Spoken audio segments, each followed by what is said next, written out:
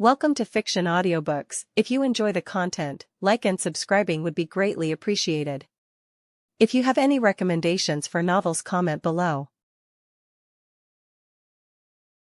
Please join my Patreon at https://www.patreon.com/fictionaudiobook. Chapter 362, Uchiha Obito, you bastard, may you die a horrible death. Chapter 362, Uchiha Obito, you bastard, may you die a horrible death. Next up was Nagato. Naruto swapped the still-warm Kamui Sharingan into his own eye socket. Then, he divided Obito's corpse into two parts and sealed them into scrolls. This should prevent any chance of him coming back to life as a zombie, right? Even so, Naruto still didn't feel safe.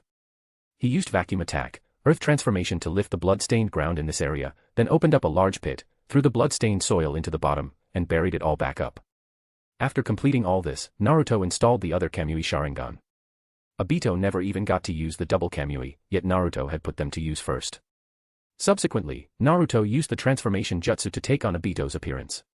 He casually wiped the stains off the mask and manipulated the cracks slightly to make them look more like battle damage. Then, he steadily placed the mask over his transformed face. The shattered Tengu mask covered most of Obito's face, revealing only that Kamui Sharingan and the tightly pursed corners of his mouth beneath the mask, which curved with paranoia and indifference. His temperament instantly became gloomy, dangerous, and unpredictable. Having done all this, Naruto sensed Nagato's exact location once more. He didn't use the Flying Thunder God, which might expose his identity. Instead, his body flickered as he entered the Kamui dimension. He wanted to create the illusion that Obito had just experienced combat or infiltration and had hurried over to rendezvous with Nagato. If this were the Hidden Cloud Village or the Hidden Mist Village, he would have just charged in with the nine-tailed active. What a pity. Meanwhile, in Orochimaru's underground laboratory, Nagato was currently immersed in conversation with Orochimaru. Orochimaru's suggestive conversational style, along with the revelations about the hardships Jiraiya had endured over the years for the sake of peace in the ninja world and for his disciples, the pressure he bore, and even his inner struggles and loneliness, deeply touched the guilt and complex emotions toward his former teacher that had never completely died out within Nagato's heart. Is that so? Nagato's voice was somewhat low and raspy. Within his purple Rinnegan, his cold, hard shell seemed to crack open a sliver, revealing a trace of emotion. Jiraiya-sensei, so he also lived such a hard life all these years. He had originally thought that as a disciple of the Hokage, and later becoming the highly respected fifth-generation Hokage, Jiraiya should have been high-spirited and free to do as he pleased. He hadn't expected that behind the glamour, his teacher also carried such a heavy burden and internal torment. This made him involuntarily recall those difficult years in Amigakure where the three of them depended on each other, and he remembered his teacher's seemingly unreliable yet actually caring teachings. The conversation with Orochimaru was subtly influencing Nagato's mood and judgment. He was fully focused on digesting this information about his teacher, evaluating its truthfulness, and thinking about how he should face Konan, Hidden Leaf Village, and the gap between his former ideals and reality. His alertness, unknowingly, had dropped to its lowest point due to the impact of the information and the turmoil in his heart. He didn't realize at all that the true danger did not come from the morally ambiguous and unpredictable Orochimaru in front of him. Instead, it came from the night outside, illuminated by the festival lights yet still hiding endless darkness. A black vortex opened, and a battered Uchiha Obito scrambled out. Nagato. Go. Quick. Obito growled urgently, his voice carrying obvious anxiety. Uzumaki Naruto has discovered us. His perception was even faster than expected. We can't stay here. As he spoke, he forced himself to stand up and staggered toward Nagato, as if a lethal threat were truly closing in behind him. Nagato was startled at first, his Rinnegan instantly locking onto the suddenly appearing Obito. But when he saw the familiar figure of the newcomer, the shattered Tengu mask, and that Kamui Sharingan, the tense string in his heart involuntarily relaxed. Though Nagato's first reaction to someone suddenly appearing with a warning in enemy territory wasn't trust, hearing the name Uzumaki Naruto still made him lose his composure somewhat. Especially Obito's wretched appearance and unstable aura, looking as if he had just survived a fierce battle or flight, added credibility to his words. Nagato had experienced Uzumaki Naruto's power firsthand. It was completely reasonable that Obito had been discovered and forced to flee. You. Nagato just wanted to ask about the specific situation. No time to explain, let's leave here first. Obito rudely interrupted him, having already rushed to Nagato's side and heavily placed a hand on Nagato's shoulder. This movement carried an urgency that brooked no refusal, and it fit Obito's consistently forceful style. Nagato frowned, but he didn't resist. He also knew this was no place to linger. If Naruto really came chasing, combined with this Orochimaru whose attitude was unclear, the situation would be very tricky. Using Obito's Kamui dimension to transfer was currently the fastest way to escape. A familiar sense of spatial distortion instantly enveloped the two, and the scene of the laboratory began to blur and stretch. Watching coldly from the side, a flash of realization and a smile appeared in Orochimaru's golden snake pupils, but she said nothing and did nothing, just watching quietly as if she had long anticipated this scene. Kamui dimension. The scenery changed. The familiar, deathly silent scene of the alternate dimension, built from countless massive cubes and dimly lit, replaced the cold instrument lights of the laboratory. Just as his feet stepped onto the hard, cold ground of the Kamui dimension, Nagato had no time to observe his surroundings or ask Obito for more details. The hand originally resting on Nagato's shoulder was immediately pulled away, followed by a sudden backstab from a kunai. Almost at the same time as Obito's backstab. Swish, swish, swish, swish, swish. From all directions, over a dozen figures holding wooden longswords appeared. Naruto's shadow clones were very fast and coordinated with perfect chemistry, completely blocking all of Nagato's possible evasion routes. Puff, puff, puff, puff, puff. The dull sounds of blades entering flesh rang out in rapid succession. Nagato's limbs, torso, and even the side of his neck were instantly pierced by more than a dozen wooden swords.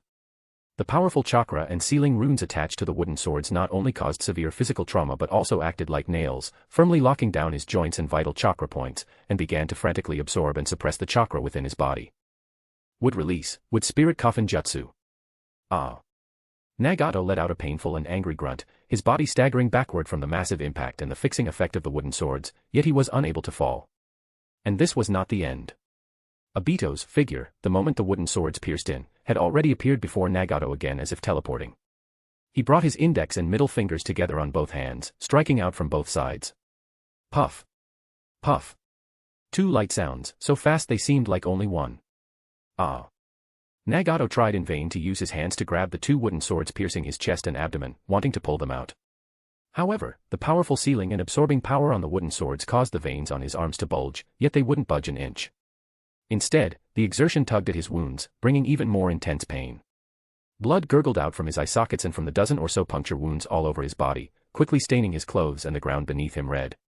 Only then did Naruto, disguised as Obito, use Obito's voice to say the long-prepared line in a tone so calm it was almost cold to the Nagato before him, whose face was distorted by pain and anger and whose aura was rapidly fading.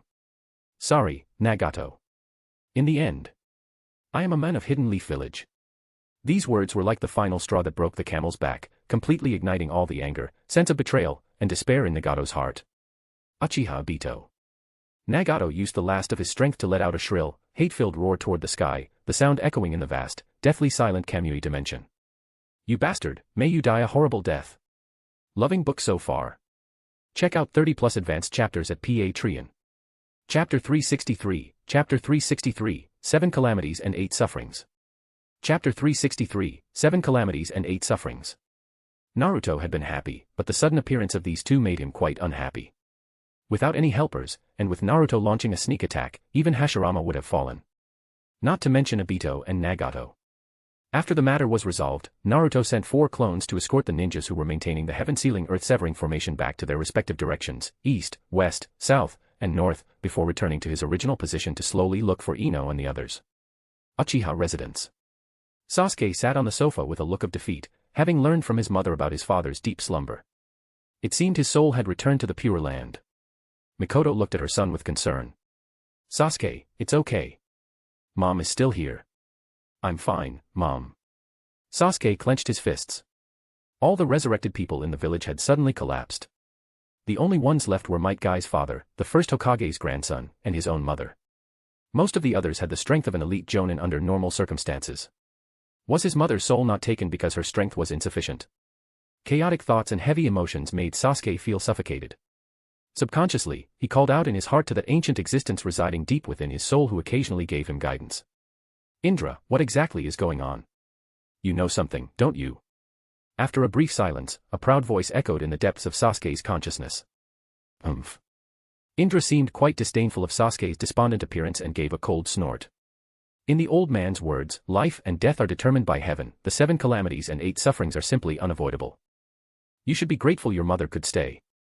7 calamities and 8 sufferings. Sasuke frowned, this terminology was very foreign to him, as ninja training rarely involved such knowledge. Considering the child was young and had lost his parents at a young age, Indra did not mock him directly but instead began to explain patiently, realizing that at this moment, Sasuke needed answers and consolation. The so-called 7 calamities are fire, water, ghosts, rakshasa, swords and staves, shackles and fetters, and malignant thieves. He paused and continued.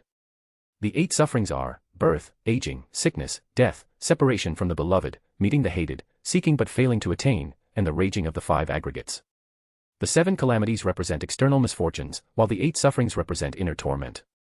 Seeing that Sasuke still looked bewildered after listening, clearly not understanding the specific references and deep meanings of these abstract concepts, Indra finally couldn't help but press his hand to his forehead and complained in a highly disgusted tone. Looking at your complete ignorance of the world's ultimate truths, I'm starting to doubt if you really are my reincarnation. Could you be the reincarnation of that simple-minded, hot-blooded idiot Azura instead? Despite saying this, Indra still patiently explained the meaning of the 7 calamities and 8 sufferings to Sasuke in more direct and simple terms. Not everyone necessarily encounters all 7 calamities, but the 8 sufferings are a fate that no life can absolutely escape as long as it exists in this world. Everyone will experience birth, aging, illness, and death. Everyone's parents, friends, and loved ones will also go through these and eventually leave you. Indra's voice carried a desolation that came from seeing through the ways of the world. Life is inherently full of impermanence.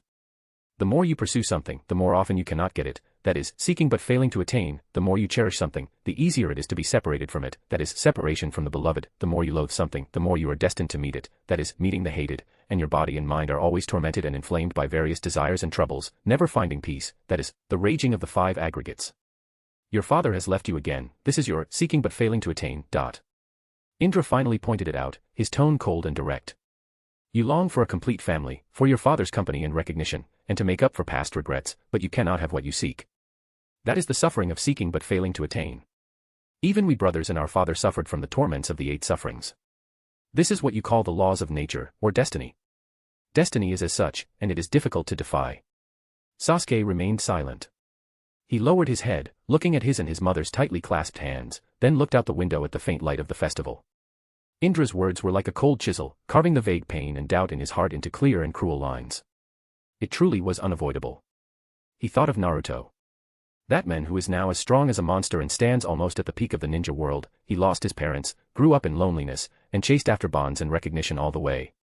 Has he also tasted the bitterness of seeking but failing to attain? He then thought of the father Indra had just mentioned, the legendary 6-path sage. He too had suffered the torments of the 8 sufferings. Even someone as strong as Naruto, or even the legendary 6-path sage, could not avoid this, seeking but failing to attain. It turned out that great strength cannot exempt one from the suffering inherent in life itself. It might give you more confidence when facing the 7 calamities, but it cannot eliminate the 8 sufferings that follow you like a shadow. At this moment, the defeat in Sasuke's heart seemed to settle, transforming into a deeper and more complex realization. The pain did not disappear, but he felt as if he had touched a broader and colder reality beneath the pain. He slowly released his clenched fist and gently held his mother's hand. Mom. He spoke in a low voice, still raspy, but it seemed to hold a hint of something else. I'm fine. Seeing Sasuke quickly emerge from his initial state of defeated distraction, his eyes still heavy with pain but no longer vacant and lost, instead gradually gathering a nearly cold clarity and steadiness, Otsutsuki Indra, residing deep in his consciousness, showed a rare trace of satisfaction. Well done. Now this looks like something. As expected of my reincarnation, at least after suffering a major blow, he did not indulge in useless emotions for long but was able to quickly adjust his mindset and face reality. This heart nature is the foundation for becoming a powerhouse and practicing one's own philosophy. However, Indra's pride and habitual thinking, rooted in a millennium past, made him only see Sasuke's superficial calmness and realization, while failing to, or perhaps subconsciously ignoring, perceive the true deeper turmoil in Sasuke's heart at this moment. He thought Sasuke's silence and understanding meant he had accepted the cold setting of an impermanent fate. He was wrong. If a youth easily compromised with fate, then he wouldn't be a youth anymore. Uchiha Sasuke was never one to easily bow his head to fate or compromise with suffering. He thought of his teacher, Orochimaru. Although Orochimaru hadn't taught him much after he became his apprentice, Orochimaru did know the Edo Tensei. Since such a technique exists in the world, there must be a way for him to enter the Pure Land and bring his father back. Just like Indra in his youth. The 6-path sage favored the younger son, and Indra wanted to prove to his father that he, the eldest son, was right. And after 1,000 years, Indra was no longer the youth he once was. Loving book so far? Check out 30+ advanced chapters at Patreon. Chapter 364, you're sitting on my head. Chapter 364, You're sitting on my head. After Naruto finished dealing with Nagato's matters, he left the subsequent sealing and site cleanup to his shadow clones, while his main body quickly used the Flying Thunder God to return to the festival area. However, when his figure quietly emerged, he did not see the three girls. Instead, he gave Sakura's parents, who were nearby, a fright. Their faces were filled with urgency, and they stood on tiptoe from time to time to look through the crowd. When they saw Naruto suddenly appear, they were first startled, then acted as if they had caught a life-saving straw. Hokage-sama. The two spoke almost simultaneously, their respectful tone laced with an unmistakable urgency. They stepped forward quickly. Haruno Hayashi was rubbing his hands nervously, his eyes fixed on Naruto. Have you seen Sakura just now? Sakura. Naruto frowned slightly and shook his head. No, I just finished handling some official business, I haven't seen her. He quickly recalled the situation in his mind. Since the last time he went with Sakura because of Yakumo Kurama's matter, it had indeed been a few days since he last saw Sakura. But this was normal in ninja life, everyone had their own busy missions and shifts. Why, did something happen? Naruto's tone became serious as he squinted, seeing the anxious expressions on Sakura's parents' faces and realizing that things might not be simple. I remember the medical department is currently implementing a white and night shift system. Is she on the day shift or the night shift? She was on the day shift today and was supposed to hand over her shift in the afternoon. Haruno Mabuki took over the conversation, her face full of self-reproach and frustration, her voice choked with emotion. It's all my fault. Just now, because of a small matter, I said a few things to her. I might have been too harsh. Hearing this, Naruto didn't even want to listen further. Based on the experience summarized from several examples Naruto knew in his past life. Generally, the so-called said a few things often meant it was by no means just a few light-hearted words, it was likely a long-winded tirade filled with emotion, bringing up old scores, or even personal attacks. And the phrase too harsh almost meant applying severe pressure, performing emotional blackmail or PUA-style belittling, making the child feel worthless. However, in the plot, Sakura's parents seemed to treat her quite well. Of course, Sakura also felt her parents were too strict, so it wasn't impossible for such a thing to happen. He waved his hand to indicate he understood. All right, I'll help you find her. You two go back to whatever you were doing, don't affect others. After dealing with Sakura's parents, Naruto directly activated the Kagura Mind's Eye. Finding someone in Hidden Leaf Village was quite easy. Find her quickly, then continue the date. But it was almost time. After finding Sakura, they should probably go directly to the Hokage Rock to watch the fireworks. On the 6th Hokage's face on the Hokage Rock. The moonlight was mostly blocked by the rock statue itself, making the light here even dimmer than below. Naruto immediately saw the figure curled up in the center of the rock statue's forehead. Sakura Haruno was sitting on the cold rock with her back to the direction he came from, her hands tightly hugging her bent knees, her whole body curled into a ball. Her short pink hair, which was usually full of vitality, was now somewhat messy and scattered. Her head was buried deep in her arms, and her shoulders were uncontrollably trembling slightly in the night wind. Even from a distance, Naruto could clearly feel the heavy aura of depression, grievance, and even self-doubt emanating from her, which was almost too thick to dissipate. He quietly switched the Mangekyo Sharingan in his eyes back to his own eyes, then casually wiped the blood off his face. She seemed to merge with this lonely, high rock, immersed in a world of sorrow where she was the only one. Hey, you're sitting on my head. Hearing his voice, Sakura's arms hugging her knees seemed to stiffen, and the trembling of her shoulders stopped. She slowly raised her head a little from her arms and turned it sideways, glancing at him with eyes that were slightly red and swollen, with traces of tears still remaining. Under the reflection of the moonlight and the faint light of the distant festival, the tear stains on her face were clearly visible, her nose was red, and her lips were tightly pursed, trying hard to maintain her composure. But that fragile yet stubborn appearance was more heart-wrenching than if she were crying outright. Ah, it's Naruto. She pulled the corners of her mouth, trying to squeeze out a smile, but it looked worse than crying. Her voice was also somewhat raspy and dry from her previous crying. How did you find this place? Don't you need to accompany Ino and the others at the festival? The signs of her forcing herself and the exhaustion and sadness hidden deep in her eyes could not be concealed at all. Looking at her like this, Naruto didn't answer her questions about how he found her or who he was accompanying, those weren't important. He just looked at her quietly, his blue eyes appearing exceptionally deep in the night, and then asked. Tell me, what's going on? Your parents are going crazy looking for you. Let's get this straight first, I'm not good at comforting people. He turned his head slightly and looked at the lights of the distant festival, seemingly unaccustomed to handling scenes that require delicate emotional solace. Don't expect me to say anything nice to comfort you in a bit. Giving a precautionary shot in advance was to avoid Sakura's expectations falling through, and it was also his honesty about his own way of communicating. Hearing Naruto's straightman-style opening and the subsequent disclaimer, Sakura was first stunned, then the corners of her mouth curled into a bitter arc. She took a deep breath, the cold night air rushing into her lungs, clearing her chaotic mind a bit. She raised her hand and forcefully, even somewhat roughly, wiped away the remaining tear stains on her face with the back of her hand. Her movements carried a stubbornness as if she were throwing a tantrum, as if she wanted to wipe away all her weakness. "It's okay." Sakura's voice was a bit more stable than before, but it still carried a nasal tone and raspiness. She didn't look at Naruto, her gaze was cast toward the lights of Hidden Leaf Village's thousands of homes below. There was the village she protected, her home, and also the source of the pressure that made her feel suffocated at this moment. "It's just, I feel like they control me too much," she said in a low voice, her tone full of exhaustion and an unspeakable sense of powerlessness. "From work to becoming a ninja, it seems like I'm never good enough. I know they care about me, but that constant advice, reminders, worry, and occasionally like tonight. Excessive reminders and accusations really make it hard for me to breathe. When I'm sweeping the floor, my mom tells me to sweep the floor. When I'm about to wash the dishes, she tells me to wash the dishes. I'm clearly already doing it, but she still likes to talk." She paused, her voice becoming even softer, with a hint of self-mockery. "Sometimes." Sakura finally turned her head and looked at Naruto sitting beside her. Under the moonlight, the lines of his profile were clear, and his eyes were still calmly looking into the distance, seemingly listening intently. Looking at his appearance, as if he could find a way out no matter what he encountered and was always full of vitality, a thought that had been buried deep in her heart for a long time emerged involuntarily, and she spoke it in a low voice. "Sometimes, I really envy you, Naruto. You seem always so optimistic." Her voice was filled with unabashed envy. "No matter how great the difficulty or how terrible the situation, you always seem to find a reason to persevere and face it with a smile. Facing doubts, facing pressure, facing those gazes that wish they could pull you down, you never seem to be truly crushed. How do you do it?" She finally asked this question that had perhaps been circling in her mind for a long time. Her green eyes stared fixedly at Naruto, filled with confusion, inquiry, and a longing for resonance or guidance that she might not even be aware of herself. Loving book so far.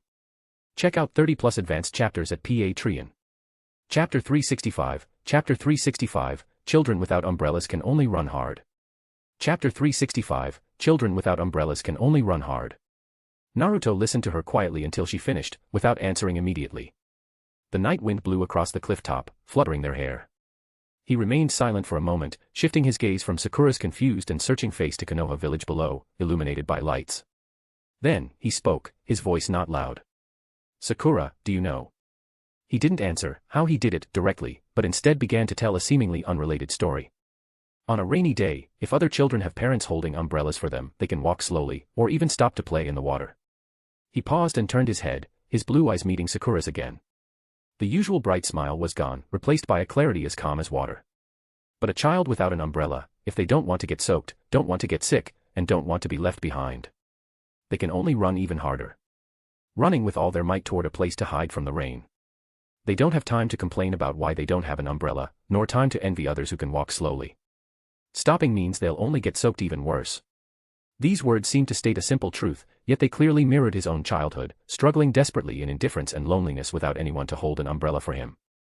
His optimism was never innate lightheartedness, but a survival instinct that forced him to look forward and believe the rain will stop, even in desperate situations. Immediately after, Naruto's words went a layer deeper. Without parents to back you up, when you're wronged outside, get into trouble, or simply feel scared and lost, there's no embrace to unconditionally return to stand up for you, and tell you, it's okay, we're here. He lifted his chin slightly, his gaze becoming sharp and firm. That's why orphans have to be even stronger. Because in the end, the only one you can rely on is yourself. If you fall, you have to get up yourself. If you're bullied, you have to get stronger and fight back yourself. If you're lost, you have to find the way yourself. No one will always be there to catch me, so I don't dare to fall easily, nor do I dare to let myself be overwhelmed by emotions. His optimism and unbreakability were, in a way, the self-reliance birthed from this extreme lack of support. It was a survival resilience, tempered in desperation, that had become almost instinctual. His smile was often not because he had no troubles, but because he knew crying and complaining were useless. It was better to spend that energy finding a way out and getting stronger. Loneliness was the background of his life, so he had to face life with a smile even more. At this point, Naruto looked back at Sakura, his tone softening slightly. Sakura, you have an umbrella. Your parents are your umbrella. They might sometimes cover you too tightly, making you feel suffocated, or their umbrella ribs might not be strong enough, making you feel disappointed. But at least, when it rains, they want to shield you from it. You also have a home to return to, and parents who worry about you and search everywhere for you. This in itself is a support that many people can only dream of. My optimism, or that unbreakable appearance, is partly because I have nothing. I have no way back, so I can only look forward. Sakura, blindly envying others for how they run in the rain, or throwing your umbrella aside to get soaked out of spite just because it's not perfect. Naruto shook his head, his tone carrying a note of admonishment. In the end, the ones who get hurt are yourself and those who truly want to hold the umbrella for you. He stopped, saying no more. This was ultimately someone else's family matter, and as they say, even an upright official finds it hard to settle family quarrels. A few words of advice were enough. He didn't even know exactly what had happened, so how could he judge who was right or wrong? Young boys and girls are like birds yearning to fly, excessive protection is like a cage imprisoning them. No one wants to be suppressed forever, no bird doesn't yearn for the sky.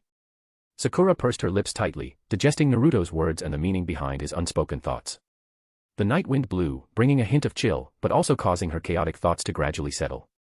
After a long while, she looked up. Although there were still tear stains on her face, her eyes were much clearer. She gave Naruto a somewhat tired but sincere smile. Thank you, Naruto.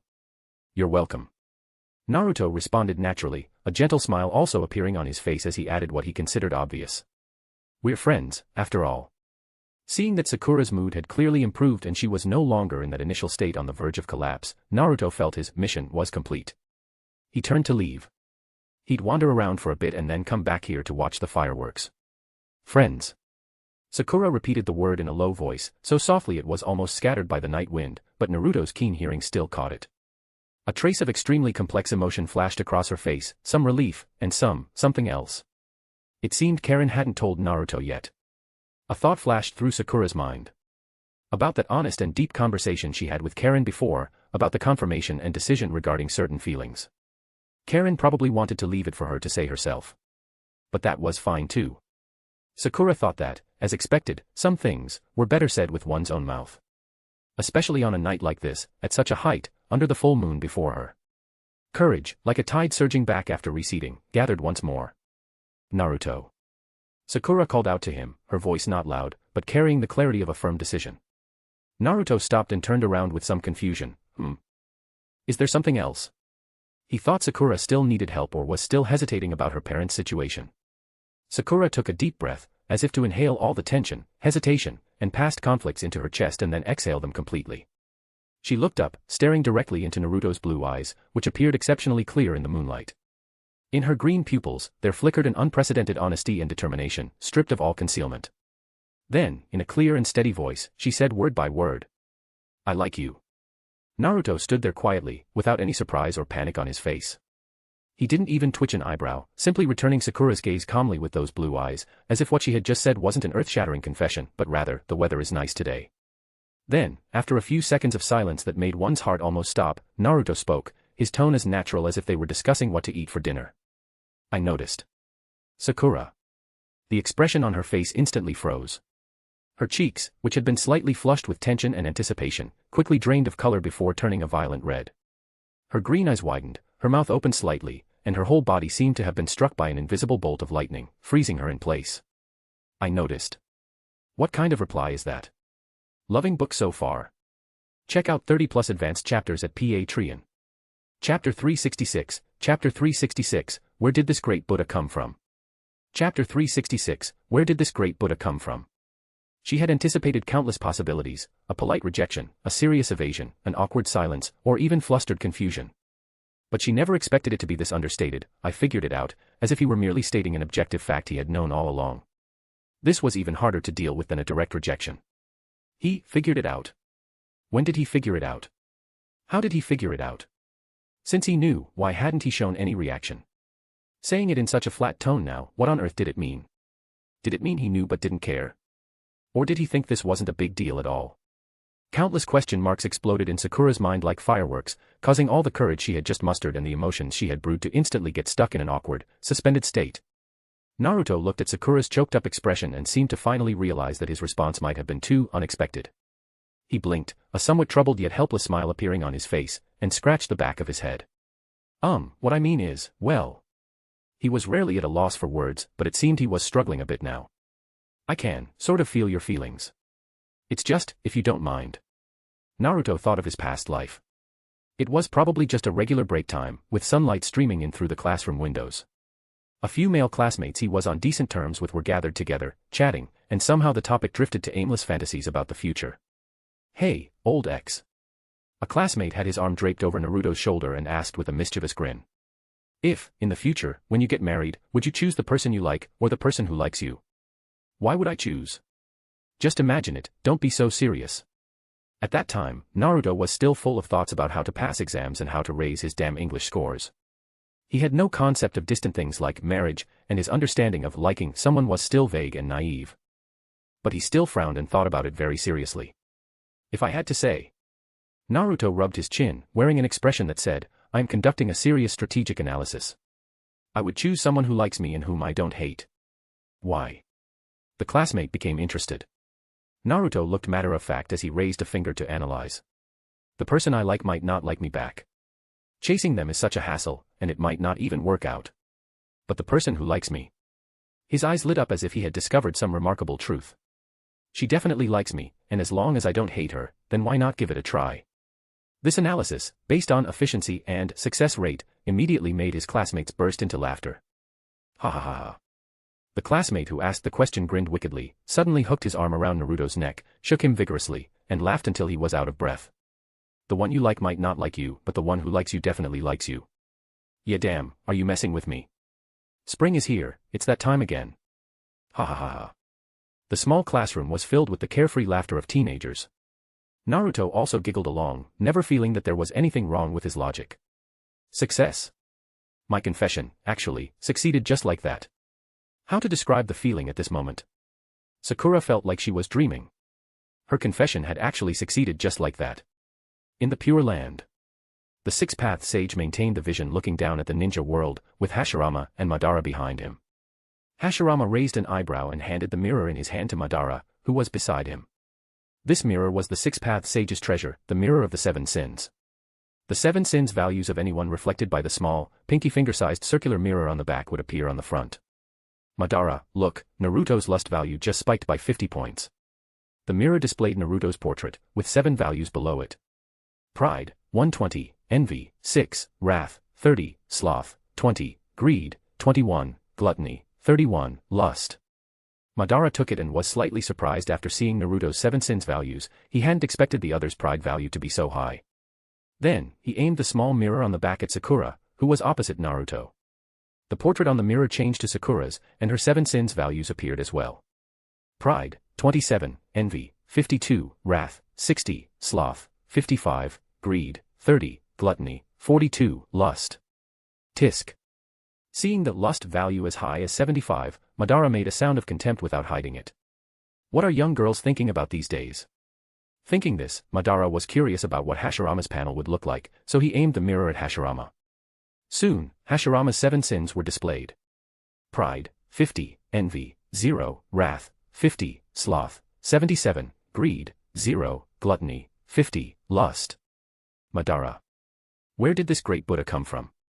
He looked at those 3 striking 0s on the mirror, then looked up at Hashirama's guileless, brightly smiling face in front of him, and the corner of his mouth twitched. This guy Hashirama, is he really human? For once, Madara had such a doubt in his heart. No heart of envy. No desire of greed. No disturbance of lust. This just doesn't seem like a normal person. No wonder Hashirama's true several thousand hands is a Buddha statue. Even the Six-Path Sage, who had been maintaining the vision, was drawn over at this moment. He floated closer slowly, his gaze falling on the Hashirama values displayed on the mirror, and his aged, wise face rarely showed a hint of surprise and inquiry. The Six-Path Sage stroked his long beard and said thoughtfully. I have lived through long ages and observed the hearts of countless living beings, but this is the first time I have seen such a strange distribution of 7 sins values like Hashirama's. No envy, greed, or lust. The Six-Path Sage's gaze, filled with scrutiny and curiosity, was cast toward Hashirama, who was also feeling a bit curious about his own values and was scratching the back of his head with a silly smile. Is Hashirama really a normal human? Even the Six-Path Sage couldn't help but have a doubt similar to Madara's. The Six-Path Sage and Madara both focused their gazes on Hashirama. Madara's look was one of disbelief, while the Six-Path Sage's gaze was one of pure research interest. Hashirama felt a bit embarrassed by their stares, laughed loudly, and slapped his own chest vigorously. Ha ha ha. What's so strange about this? I think it's quite normal.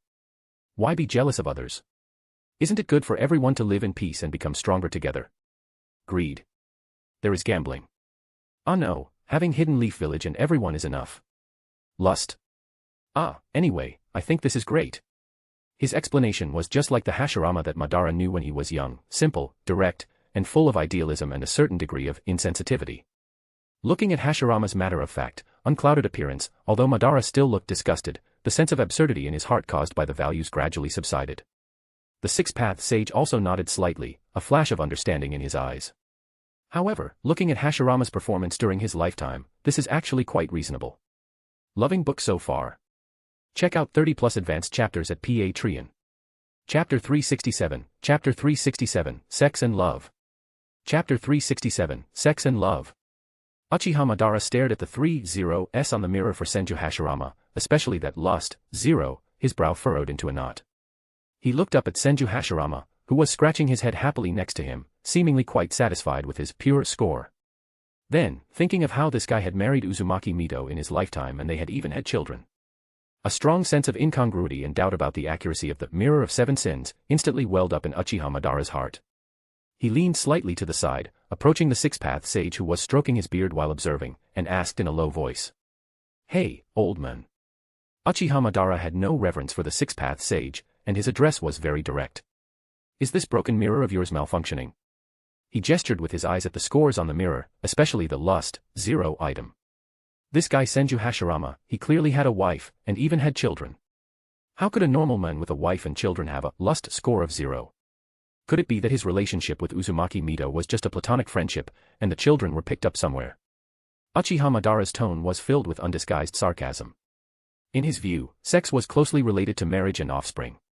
For a married man with children to have a lust value of 0 was simply absurd. Either the mirror was faulty, or this guy Senju Hashirama had some unspeakable secret. Hearing Uchiha Madara's questioning, the Six-Path Sage did not get angry. Instead, a meaningful smile appeared on his aged and peaceful face. He slowly turned his head, his eyes that saw through everything looking at Uchiha Madara, and explained in a steady and clear voice. Uchiha Madara, your understanding of the seven sins is perhaps too simple and secular. The Mirror of Seven Sins reflects lust not merely as physical carnal desire or reproductive instinct. It is only the most primitive, most superficial part of it. The Six-Path Sage's gaze turned back to the honest portrait of Senju Hashirama on the mirror, his tone carrying the patience of someone analyzing truth.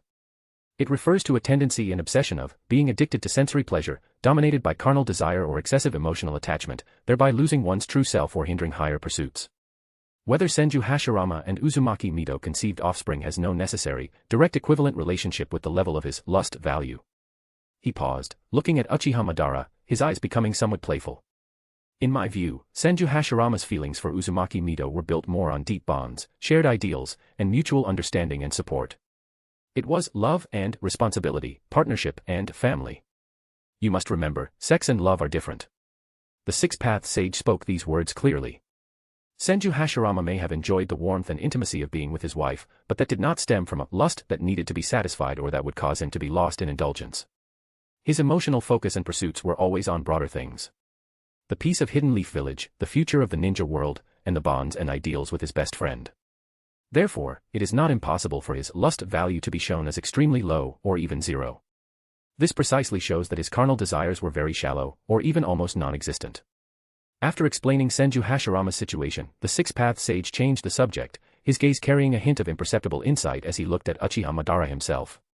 And, according to my observations, he narrowed his eyes slightly, as if he could see through certain essences beneath Uchiha Madara's arrogant and cold exterior. Uchiha Madara, your own lust value is likely not very high either. This remark made Uchiha Madara slightly startled, then he snorted coldly and turned his face away. Boring. Who cares about that kind of thing? The Six-Path Sage took in Uchiha Madara's subtle reaction, the smile at the corner of his mouth deepening slightly, but he did not continue this topic. Some things are best left at a hint. The Mirror of Seven Sins reflects the deepest root tendencies of the heart, not superficial behaviors or social relationships. The Six-Path Sage concluded, turning his gaze back to the scene of the ninja world. Senju Hashirama's score perfectly confirms his pure, almost abnormal idealistic personality. And the differences in each of your scores also reveal the roots of your respective paths and obsessions. Very interesting, isn't it? Uchiha Madara did not refute him again but simply crossed his arms and looked back at the scene of the ninja world. At this moment, Senju Hashirama suddenly asked the Six-Path Sage a question. By the way, Six-Path Sage, didn't you say you only brought me here temporarily? When will you send me back? Uchiha Madara. Wait, Senju Hashirama can still go back to the ninja world. To be honest, life and death are fated. Among you, there are not a few who have reached the end of their lives and were resurrected, and you were resurrected too late. However, not organizing it at the first opportunity was my mistake.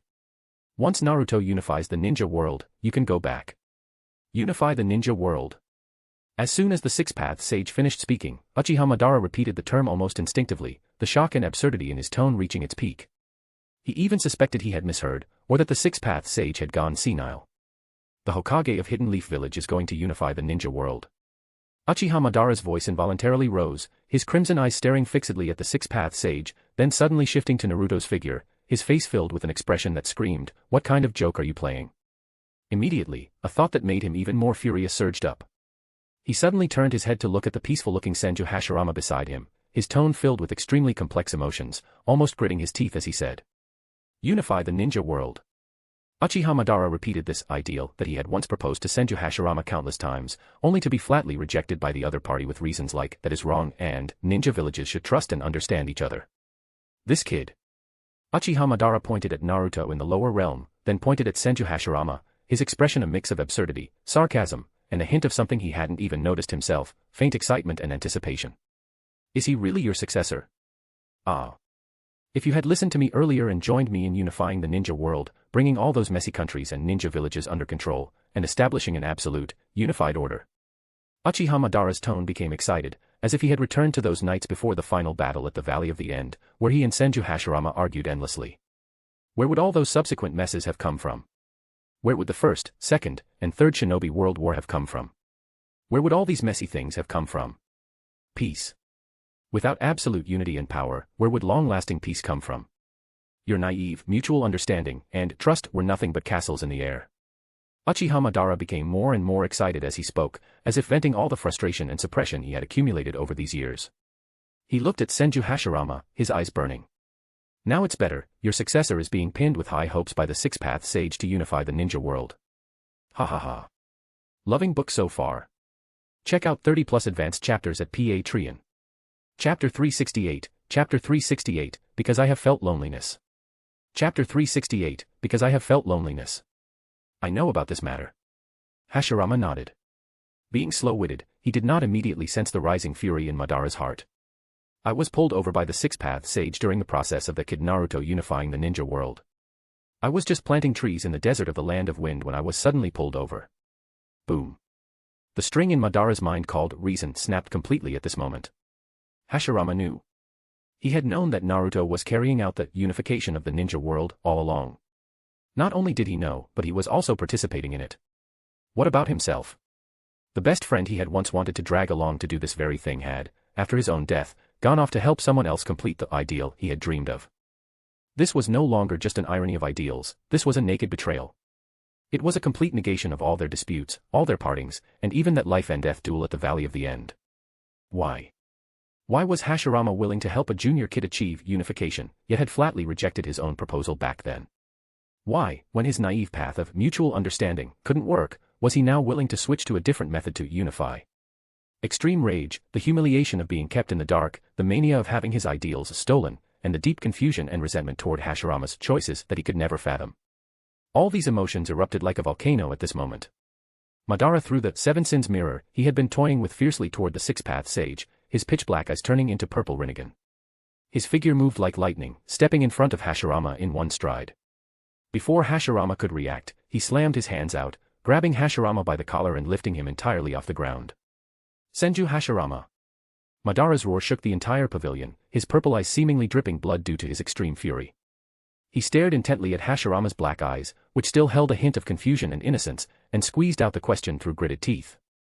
How exactly did that kid convince you? What flowery language did he use? Madara's voice was twisted by anger. You guy, you stubborn bastard, as stubborn as a rock. Back then, I exhausted my tongue, and you wouldn't even nod. Now, why?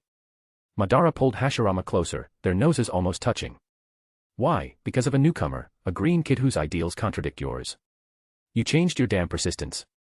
Huh? Answer me. Hashirama.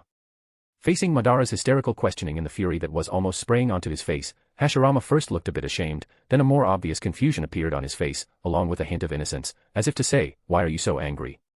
He blinked, seemingly having missed the point of Madara's anger entirely, and answered in a natural tone, even one that suggested, "What is there to ask about this? Naruto didn't persuade me, he originally wanted me to guard Hidden Leaf Village. It was Mito who persuaded me. Mito said that I don't need to blame myself for another path that might have existed in the past, nor do I need to be overly troubled about whether to conform to the current trend. Regarding the path to peace in the ninja world, I have already completed it from 0 to 1, which is already quite remarkable." Hashirama's words were not yet finished. "Me. Too." Madara repeated the name, his voice terrifyingly low, as if brewing an even more horrific storm. Persuaded. Just because it was his wife who persuaded him, he changed the ideals he had held onto for a lifetime, even at the cost of becoming his enemy. You are a man, yet your will was shaken by just a few words of pillow talk. Where did the Hashirama who said, "If the village is threatened, I will not spare even my brothers, friends, or even my own children," go? How did your firm will disappear? This realization made Madara feel a bone-deep absurdity, chill, and rage, even more so than if Naruto had personally convinced Hashirama. Although he did not approve of Hashirama's idea of village above all, Hashirama's thoughts should have been changed by him. For the ideal of unification, he could abandon his family, break with his best friend, and become an Asura. Yet Hashirama could easily change direction because of a few words of persuasion from his wife. What is this? Those intense arguments, the clashes of ideals, the life and death battles between them, in Hashirama's heart, could they not even compare to a few gentle words from his wife? Ah. An indescribable rage and a feeling of being completely slighted and insulted completely devoured the last shred of Madara's reason. Madara suddenly let go of Hashirama's collar and leaped backward, violent chakra exploding from him like a tangible storm. Susanoo. An unimaginably huge, armored blue giant, accompanied by an earth-shattering roar and a terrifying pressure that seemed to tear through space, descended upon this land of the Pure Land. This perfect Susanoo reached a shocking height of 200 meters. Just by descending in a half-kneeling posture, its massive body and wings tore the Six-Path Sage's originally elegant little pavilion into pieces, like a child's building blocks. The 200-meter-tall blue demon lowered its head, with the same violent flames burning in its eye sockets as in Madara's heart, looking down at Senju Hashirama below, who was completely unaffected, and the Six-Path Sage, who had left the combat range and was floating in the air, his long beard fluttering, his expression still calm. The terrifying pressure, like a tangible mountain, enveloped this area. The original tranquility and peace in this part of the Pure Land were completely broken, replaced by the suffocation and murderous intent on the eve of destruction. Madara stood in the crystal on the forehead of the Susanoo, his long hair dancing wildly due to the violent energy, his Rinnegan left with nothing but cold, bone-chilling killing intent and rage. He looked down at Hashirama, his voice like 10,000-year-old ice. Hashirama. It seems that, in the end, we still have to use this to speak between us. Would release. Upon seeing the Susanoo, Hashirama finally put away that honest expression, his eyes becoming sharp and solemn, and he slammed his hands together. A giant wooden figure nearly 200 meters tall and a massive wood dragon nearly 300 meters long slowly rose from the ground. The wood dragon wrapped itself around the wooden figure. Uchiha Madara and Senju Hashirama, piloting the two giants, began their own battle. Hashirama. Madara. I am sure that I like you. Sakura took Naruto's hand. However, I really want to know why you agreed so readily. Hearing this, Naruto was a bit embarrassed. However, his thick skin had already been honed. To put it ugly, I am a scumbag. To put it nicely, because I have felt loneliness, I want to give more people warmth. Naruto's feigned calm expression was soon changed by a hand grabbing his ear. Uchiha Hikari pulled Naruto's ear with a sullen face, bringing her face close to his. Then you are quite a good person. Loving book so far. Check out 30+ advanced chapters at Patreon. Chapter 369, Chapter 369, No, my future is clashing with my sense of humor. Chapter 369, No, my future is clashing with my sense of humor. Seeing Uchiha Hikari suddenly appear, along with her unceremonious ear-pulling action on Naruto, Sakura was startled. She subconsciously let go of Naruto's hand, her face still lingering with the shock and complex emotions from Naruto's words, now mixed with a new sense of bewilderment. Another petite figure walked out silently from Naruto's right side like a kitten. It was Hyuga Hanabi. With a smile that looked innocent on the surface but hid cunning and dissatisfaction in her eyes, she reached out a small hand and tugged at Naruto's other ear. Oh my, big brother Naruto. Hanabi said in a voice so sickly sweet it instantly gave Naruto goosebumps, though the force with which she pulled his ear was anything but light. You are so bad. Something like this. Mimicking Hikari, she leaned her face close to Naruto, her breath brushing against his right cheek. You should have at least discussed it with us, right? Just deciding on your own to be a good guy who warms everyone. With both sides attacking, his ears were under siege. Naruto instantly became a sandwich filling, gasping in pain. He could no longer maintain any mask of calmness or depth, leaving only a grimacing, sorry figure and the despair of I'm done for. Hikari, still tugging Naruto's left ear, coldly turned her gaze to Sakura, who was watching in a daze. Her eyes were sharp as knives, filled with scrutiny, but they seemed just a tiny bit softer than when she looked at Naruto. You. Hikari pointed her chin at Sakura, her tone brooking no argument. I'll give you a chance to join the team. Come over and pull his face. As she spoke, Hikari's other free hand unceremoniously pinched one side of Naruto's cheek and pulled hard. Teach him a lesson. Let him know that warmth isn't something you just distribute so casually. Don't let him randomly accept others' confessions in the future. Hanabi chimed in with a giggle, freeing one hand to pinch the other side of Naruto's face. Yes, yes, yes. Sister Hikari is right. Come on, Sister Sakura. Naruto's face quickly deformed under their torment, but he didn't say a word. The more you say, the more you err, better to just honestly take the pinching. Faced with Hikari's sudden invitation, and the unimaginable Shura field scene before her, Sakura was stunned. She looked at Naruto, who was in a sorry state with his ears pulled and face pinched by two girls, then looked at Hikari, who was staring at her intensely, and Hanabi, who was standing by, eager to stir up trouble. Join the team. Pull his face. Teach him a lesson. Sakura's reason quickly returned. She immediately, and firmly, shook her head. No, no thanks. Sakura's voice was a bit dry. She took a deep breath, trying to make her expression look calmer. With Naruto's sensory abilities, how could he not have sensed Hikari and Hanabi's arrival? Back in the land of snow, Naruto had detected a snow ninja's trail as soon as they landed. If he could spot someone from that far away, wearing white clothes that blended into the snow, how could he miss two young girls? This must be part of their roleplay. So, my dear sixth Hokage. Hikari leaned her face close to Naruto again, their noses almost touching. Lowering her voice with a dangerous sweetness, she said. Now, can you properly explain to us that great ideal of yours about wanting to warm more people, and exactly how far have things progressed between you and this Miss Sakura Haruno?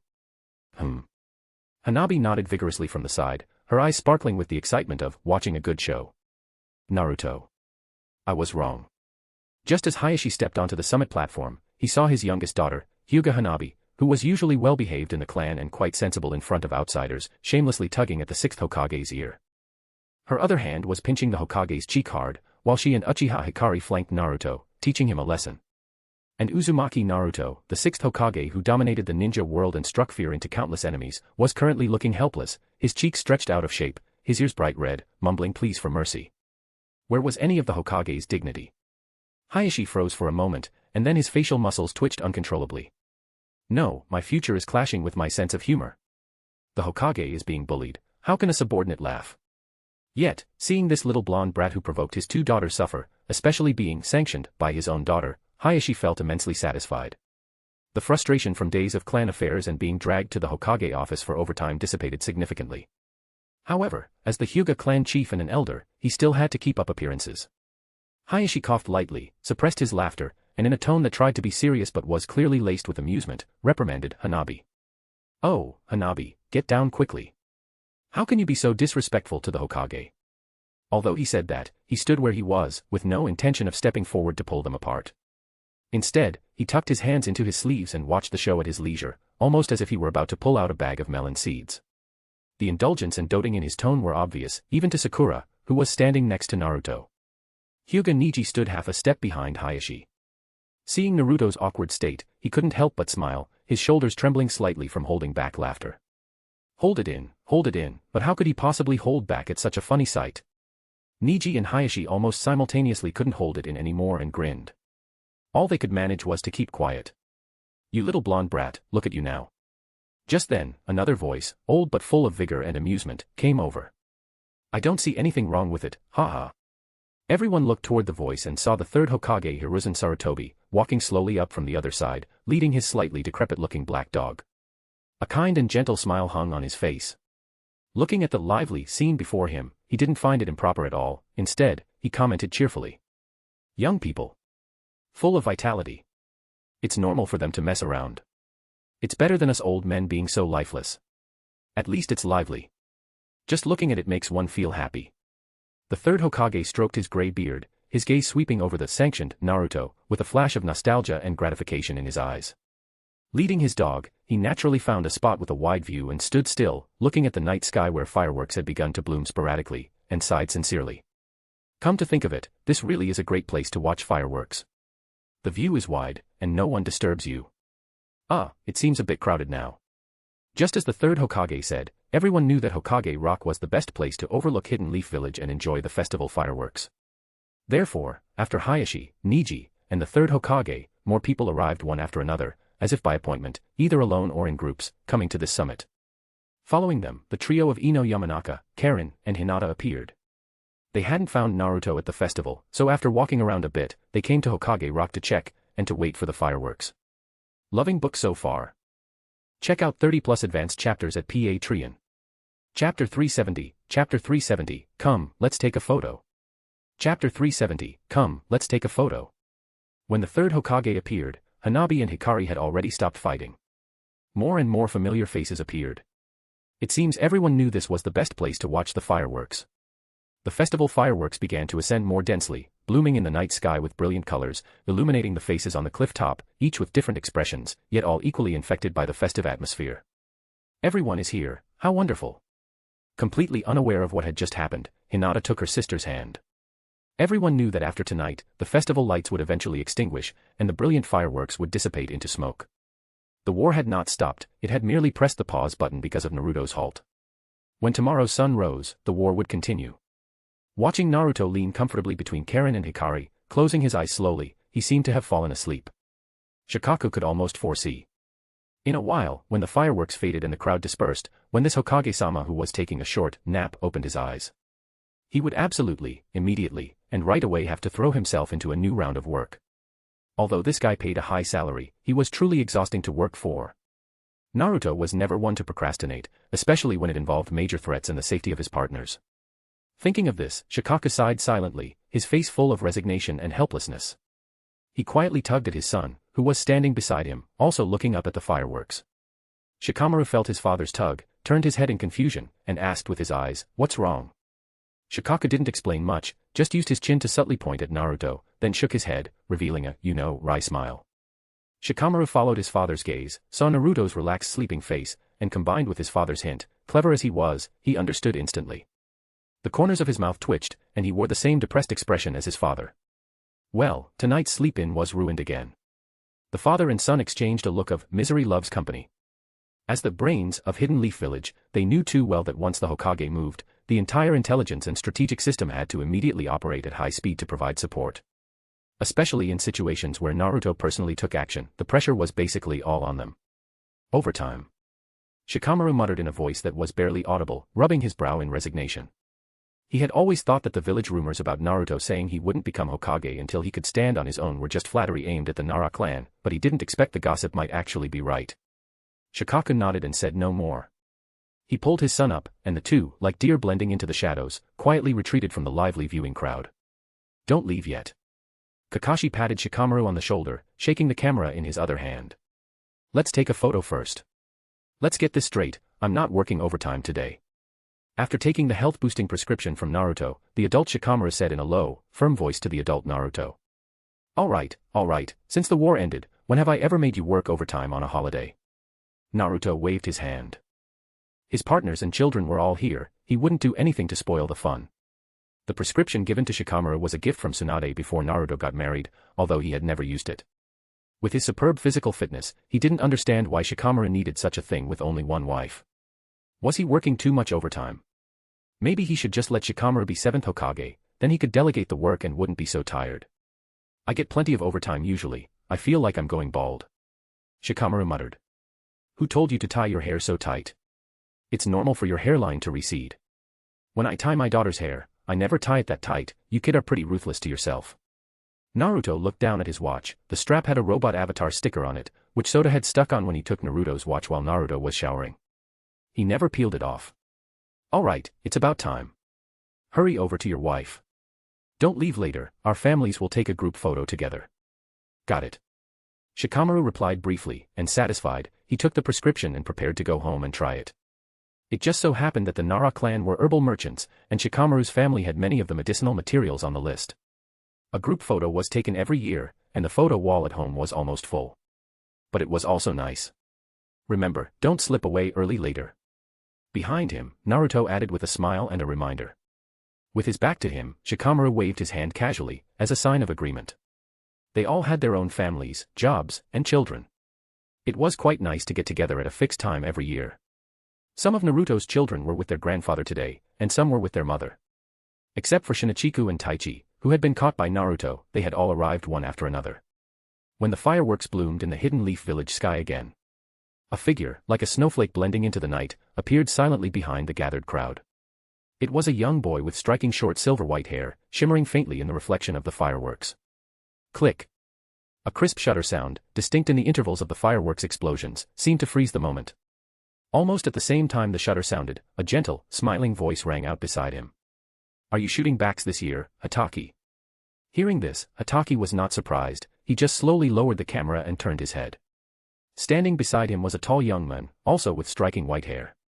Yeah, big brother Miharu, what do you think?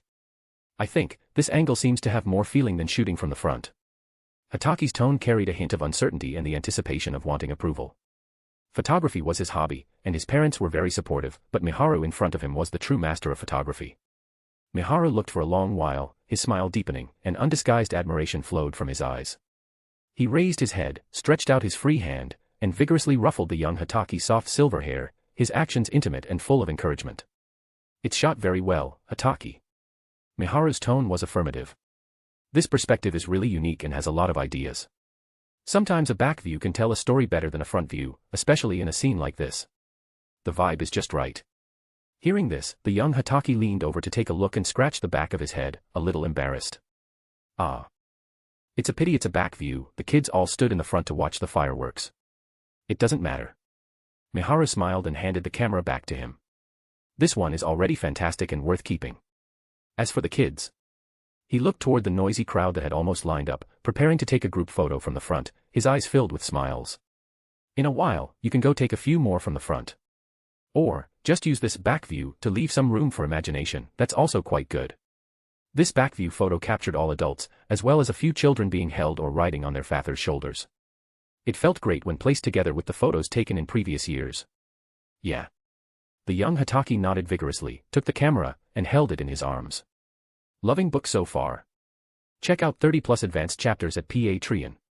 Chapter 371, Chapter 371, Spent 2 lives at once. Chapter 371, Spent 2 lives at once. Land of Lightning, Hidden Cloud Village, Reikich's office. Bang. A dull yet violent explosion, accompanied by the harsh sound of wooden structure shattering, suddenly erupted inside the Reikich's office. Wood chips and dust scattered everywhere. Behind the desk, the Reikage secretary, Mabui, pushed up the glasses on the bridge of her nose with an expressionless face, her gaze sweeping over the pile of solid wood debris that had once been a desk. This was the third one this month. The Reikage's anger was truly growing by the day. Perhaps next time, she should order a metal one.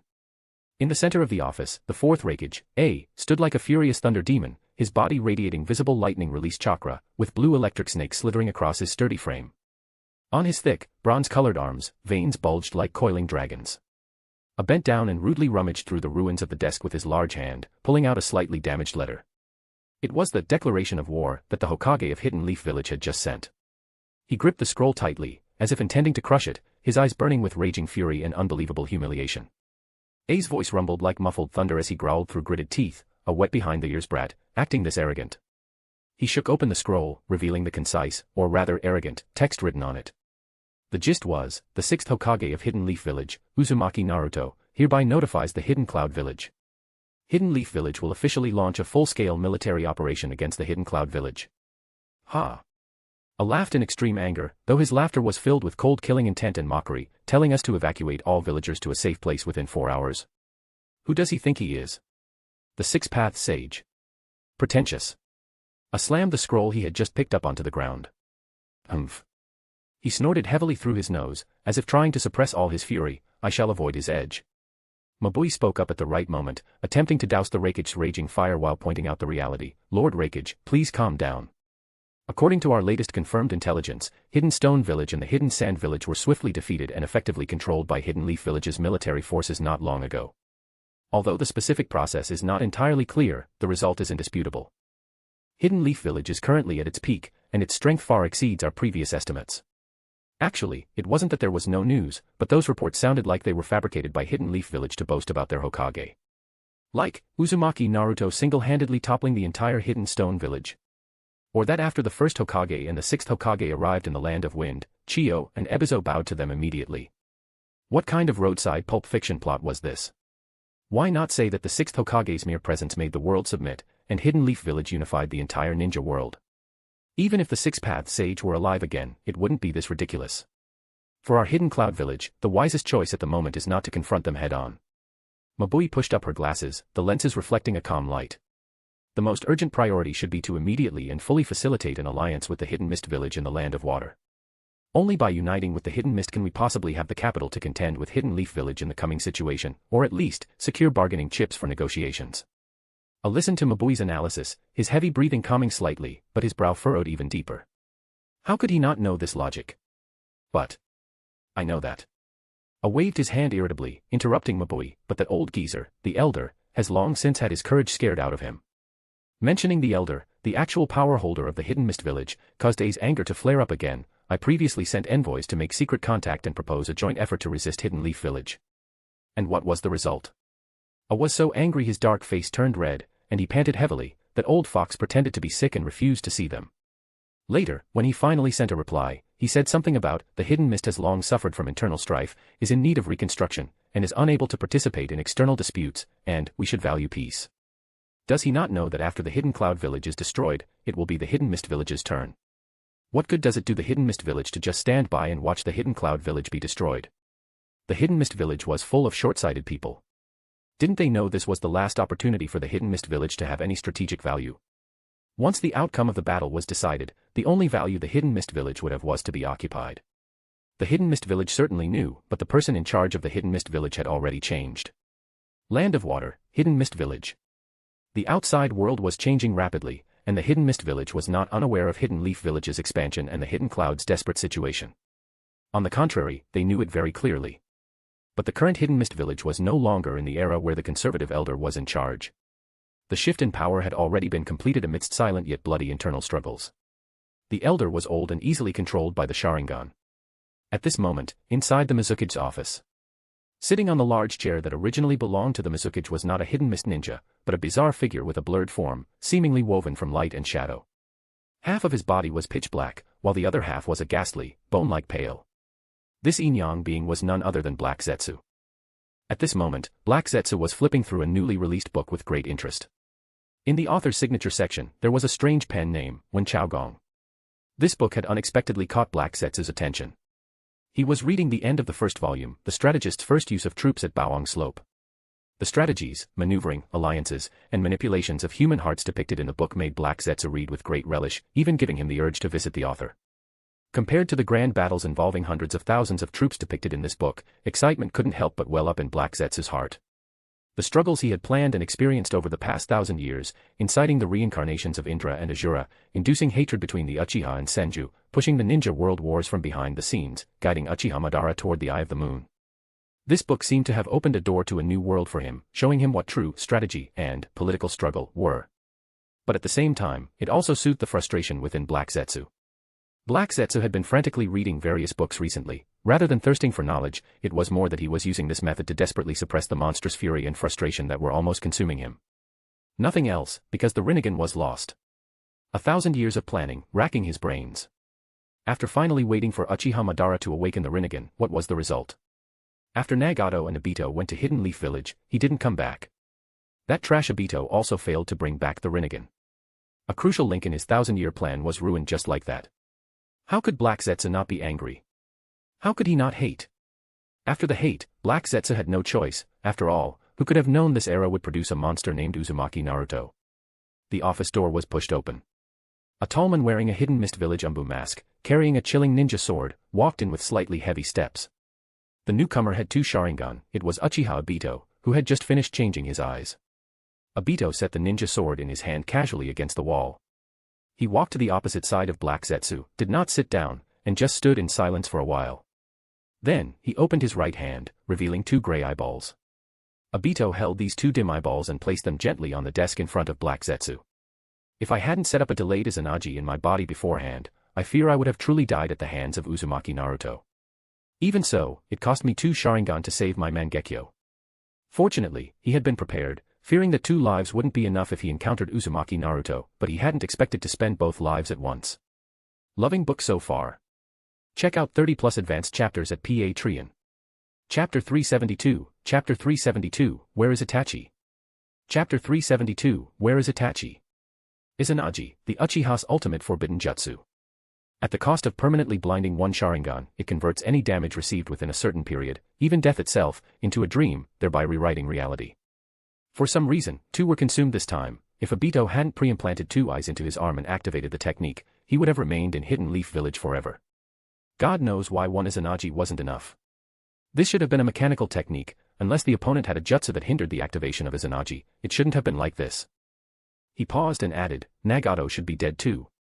At the mention of Nagato, Black Zetsu's fingers, which were holding a page, tightened abruptly, nearly tearing the paper. An irrepressible sense of fury and frustration surged into his heart once again.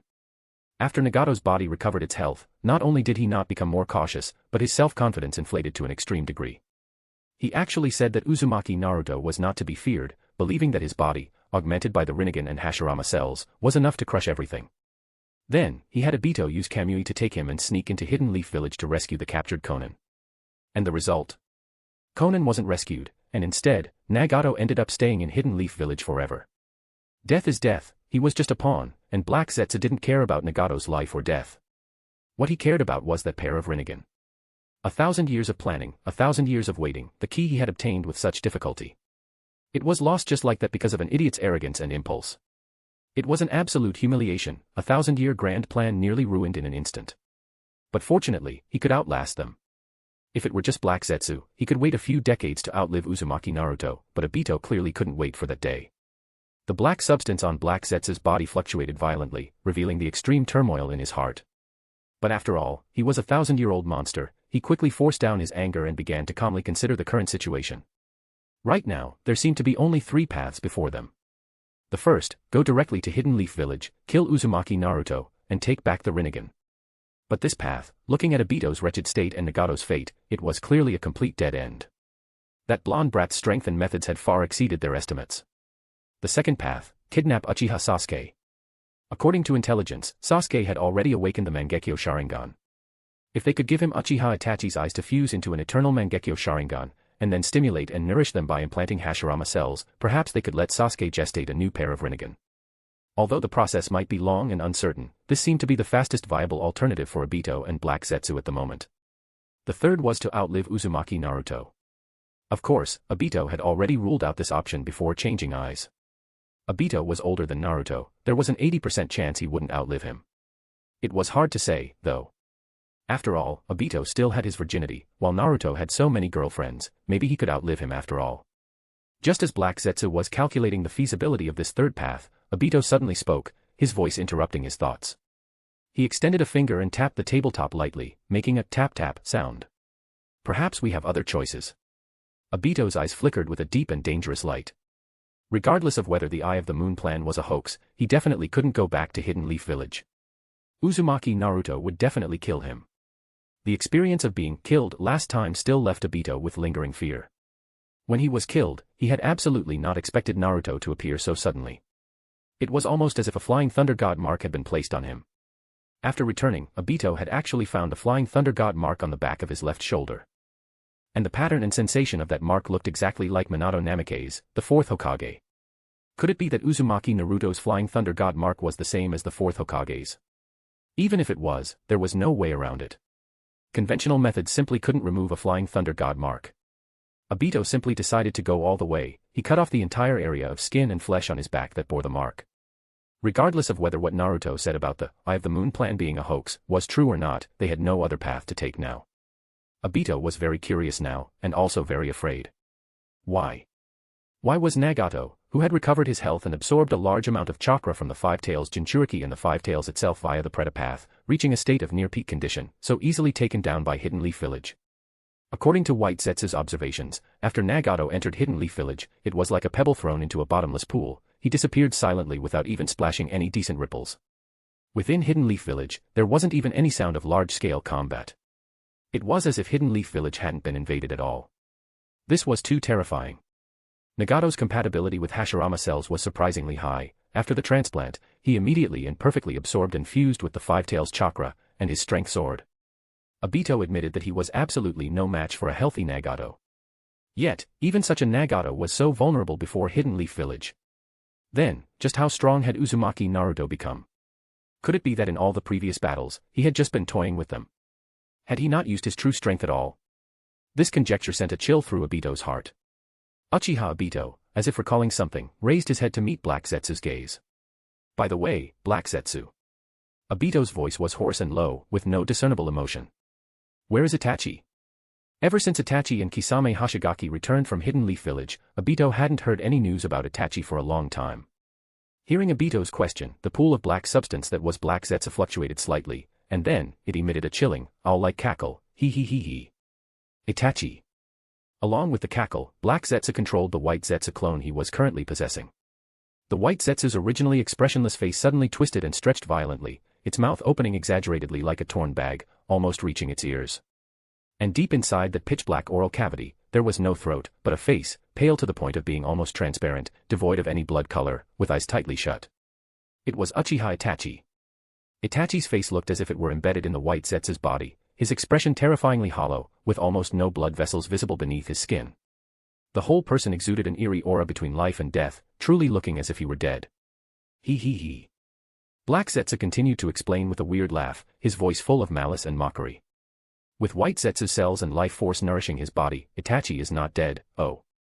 However. He dragged out his tone, that's limited to just not dead. In order to escape from that encirclement in Hidden Leaf Village, he forcibly activated the perfect Susanoo. His chakra and ocular power were overdrawn too severely, and his body also suffered heavy backlash and damage. Right now, he's just a living corpse with faint vital signs. Consciousness. Perhaps a little residual instinct, but it's not much different from being dead. He. Loving book so far. Check out 30+ advanced chapters at Patreon. Chapter 373, Chapter 373, each with their own hidden agendas. Chapter 373, each with their own hidden agendas. Actually, Itachi was still young. Although he was ill, his condition wouldn't have naturally deteriorated to this extent. Even if he didn't die from overdrawing his chakra by forcibly activating Susanoo, he would have only been weak for about 6 months at most. But with Black Zetsu around, did Uchiha Itachi really expect to get better? It was impossible. Even the medicine prescribed would ensure that Uchiha Itachi's life was ended as soon as it touched his lips. Only Itachi, Kisame, and White Zetsu knew where Itachi was. And Kisame was also one of Black Zetsu's people. He had originally been assigned to Uchiha Itachi's team specifically to monitor him. Obito stared silently at the pale face inside White Zetsu's mouth, his pupils contracting slightly. An inexplicable, intense feeling of disgust, like a cold venomous snake, quietly crawled into his heart. This disgust wasn't just directed at Itachi's current state, it was more like he was loathing a mirror. A mirror that reflected his own unsightly and twisted parts. From Itachi's face, Obito seemed to see his own face after having been led by the nose by Black Zetsu all this time. What Obito loathed was himself. He knew Itachi was a Hidden Leaf Village mole, he had known from the very beginning. Itachi was a very interesting person. Between his village and his family, Itachi chose the village. But between returning to the village and letting his younger brother Sasuke gain more power, he chose his brother. To make Sasuke stronger, Itachi did not choose to return to Hidden Leaf Village even though the third Hokage could have proven he was a mole. So, what about Itachi's other family members? The parents who raised him were killed by his own hands. The girl who loved him suffered spiritual death within his Tsukuyomi world. Conversely, his brother Sasuke, whom Obito viewed as a fool and naive, was well protected by him in the most extreme and twisted way possible. Itachi was someone who could unhesitatingly discard everything else for the village, including his closest kin, his lover, morality, and conscience. But at the same time, deep down, there were indeed things he cared for extremely, even more than his own life. The village was more precious than life in Itachi's heart, and his brother stood even higher than the village. Obito had already cast aside his past kindness and everything else to realize the Eye of the Moon plan, yet he still felt that Itachi had even less morality and conscience than himself. Obito's thoughts couldn't help but drift far away. If Rin saw me now, saw the numerous crimes I've committed for the so-called Eye of the Moon plan, the blood staining my hands, becoming so cold, twisted, and unscrupulous, she would probably loathe me too. Obito whispered silently in his heart, a surge of sharp pain and self-loathing welling up. The thought flashed by, but it was quickly suppressed by his even colder resolve. He could no longer turn back. A beautiful new world would surely descend upon the ninja world. As if to dispel these irritating emotions, or perhaps to prove something, Obito suddenly raised his right hand, his gaze falling on his ring finger. Then, he gave it a hard yank, following a slight, toothacheing sound of flesh separating. That finger was actually ripped off by him, as if he were snapping off an inconsequential twig. No blood flowed from the break, only some thick, white clay-like substance wriggled there. As if needing plasticine, Obito casually flattened the severed finger, then pulled open his collar and pressed it into a noticeable depression on his left shoulder blade. A miraculous scene occurred, those white cellular substances quickly fused with the wound and proliferated. Within a few short seconds, the wound on Obito's back was restored as before, the skin smooth and flat. And at the sight of the severed finger on his right hand, it also rapidly wriggled and grew, and a brand new finger, identical to the previous one, grew out just like that. This was Obito's current self-healing ability. Although flesh was gouged out, he had ways to fill it in. Obito had opened several holes on his back and chest to store Sharingan. He was a member of the Uchiha clan, so he didn't have to worry about the Sharingan staying active constantly. To suppress the Yin-released chakra within his body, Obito had transplanted more white Zetsu-containing Hashirama cells, using Yang release to suppress the Sharingan on his body.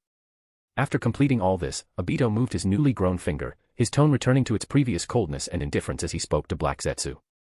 I will take the members of the Akatsuki organization to the Hidden Cloud Village.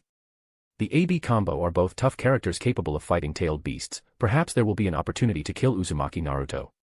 Even if the Eye of the Moon plan were fake, a single tailed beast Jinchuriki and the shell of the Ten Tails, the ghetto statue, had already displayed such astonishing power. Then, if he absorbed all 9-tailed beasts, making the ghetto statue revert into the complete Ten Tails, and became the Ten-Tails Jinchuriki himself, would he then become the second Six-Path Sage? This thought burned in Obito's heart like wildfire. He was now a desperate man with no way out. He already had nothing left. No Rin, no friendship with Kakashi, no recognition from teacher Minato, even his original identity and beliefs had long since twisted and collapsed. Aside from betting everything to chase that seemingly unreachable power of the Six Paths to change the ninja world, he had no other path to take.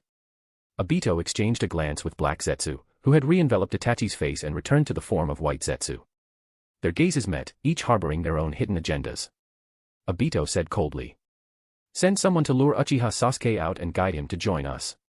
With that kid's brain, he should be easy to trick, perhaps he can become a decent pawn and asset."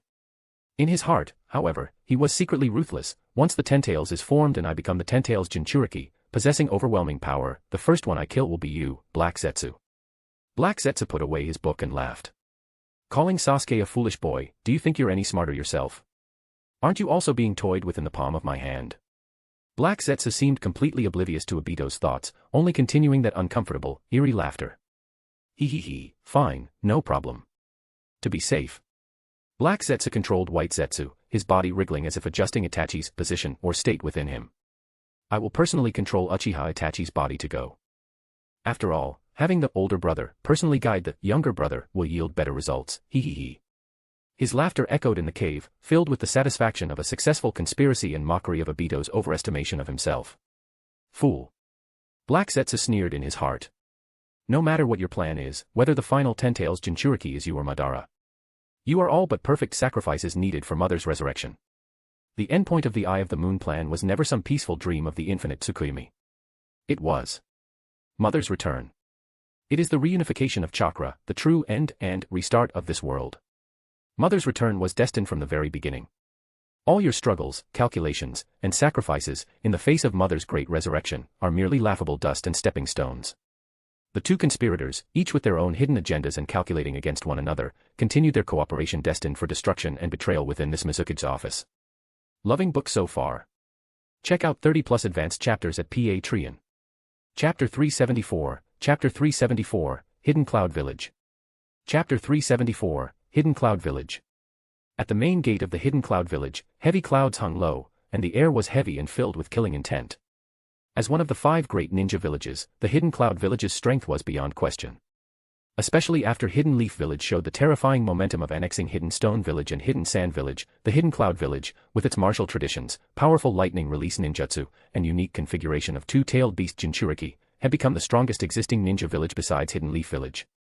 At this moment, the two Jinchuriki stood at the gate, 8-Tails Jinchuriki Killer Bee and 2-Tails Jinchuriki Niyujito.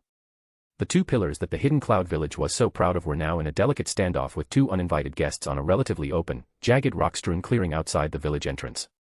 One side consisted of Killer Bee and Niyujito. Killer Bee's muscles were taut, and several of his ninja swords were already unsheathed, glinting coldly. Niyujito was surrounded by rising blue chakra flames, with the phantom of a massive blue cat tail swaying behind her. The two were solemn to the extreme, as if facing a formidable enemy. They pushed their chakra to the limit, locking onto the figures opposite them, not daring to relax for a second. On the other side, Uzumaki Naruto and Uchiha Hikari appeared exceptionally relaxed. Naruto just stood there casually with his hands in his pockets, his golden hair fluttering slightly in the heavy wind. He even wore a faint, inscrutable smile on his face, calmly scanning the Hidden Cloud Village's fortifications with narrowed eyes, as if he were just a tourist visiting. Uchiha Hikari stood quietly half a step behind Naruto, dressed in simple dark clothing with her black hair flowing like a waterfall. Her face was expressionless, and her black eyes were like deep pools without a single ripple. She looked at Killer Bee and Niyujito indifferently, as if they were merely two moving statues. Although it was called a standoff, it was actually Killer Bee and Niyujito unilaterally and wholeheartedly defending against Naruto and Hikari. They felt an unfathomable pressure from the two opposite them, like facing an abyss. Especially from the blonde youth, though he showed no signs of a chakra outburst, he made them instinctively feel extreme danger, making them afraid to act rashly. Naruto and Hikari seemed to truly be just standing there, without even revealing an intent to attack. Soon, a violent wave of chakra, like rolling thunder, approached from the distance. Boom. A figure entwined in blue lightning descended from the sky like a cannonball, slamming heavily in front of Killer Bee and Niyujito, kicking up a cloud of dust and gravel. The fourth Raikage, had arrived. He had issued the orders to evacuate civilians through the ranks at top speed and then immediately rushed to the front line. At this moment, he was shirtless, his bronze muscles bulging.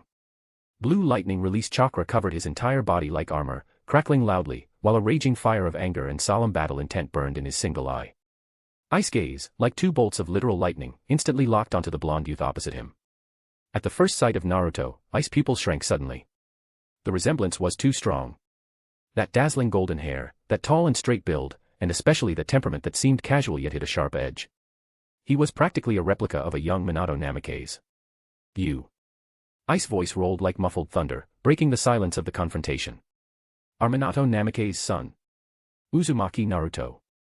His tone was complex, containing both a scrutiny of an enemy son and a burning rage toward this arrogant kid who had sent a declaration of war and brought an army to his doorstep. I thought to himself, however, this kid is much wilder than his father. Although Minato Namikaze was powerful back then, his style leaned more toward agility and wisdom. He would never have so arrogantly blocked a village gate and issued that kind of ultimatum. Facing Ice oppressive scrutiny and questioning, Naruto didn't back down or show any nervousness. Instead, he looked Ai up and down with interest, his gaze lingering for a moment on his exaggerated muscles and violent lightning armor. Then, the faint smile on Naruto's lips deepened slightly, and in a tone almost identical to Ice, he spoke. Are you the third Raikage son? You. I was choked by Naruto's tit-for-tat response, and his anger flared even brighter. At that moment, the nearby Killer Bee couldn't take it anymore. Seeing his most respected big brother treated so rudely by a green brat made him extremely unhappy. Yo. Killer Bee spoke in his signature, eccentric rap style, attempting to break the tense atmosphere or perhaps stand up for his brother. It's my big brother asking you a question, Bakayaro. Kanayaro. That attitude of yours isn't cool. However, his rap had just begun, and the final word cool hadn't even fully trailed off. Hikari's eyes transformed into the Mangekyo. A cluster of black flames ignited out of thin air on the back of Killer Bee's right hand. The flames were as black as ink and silent, yet they radiated a terrifying high temperature and an ominous aura that seemed capable of incinerating everything. It appeared so suddenly, without even a hint of chakra fluctuation or the precursor of hand signs. Amaterasu. Killer Bee's rapping came to an abrupt halt. He jerked his head down to look at his right hand, his face instantly filled with shock and disbelief as intense pain followed immediately. I and Niyujito cried out simultaneously. I almost rushed over, but his gaze snapped toward the black-haired girl who had been silent beside Naruto, Uchiha Hikari. Hikari's expression remained indifferent, as if she had just done something insignificant. Her gaze fell calmly on Killer Bee, and that look was as cold as if she were looking at a dead man. In her eyes, whether Killer Bee lived or died was of no consequence. Her strike just now was perhaps because his words offended Naruto, or simply because she found him noisy. Ugh! Killer Bee let out a low growl of pain. He tried to use chakra to suppress the black flames, but it was useless. When the Eight-Tails Gyuki's chakra touched the black flames, it acted like fuel instead, making the fire burn even more fiercely. He tried other methods.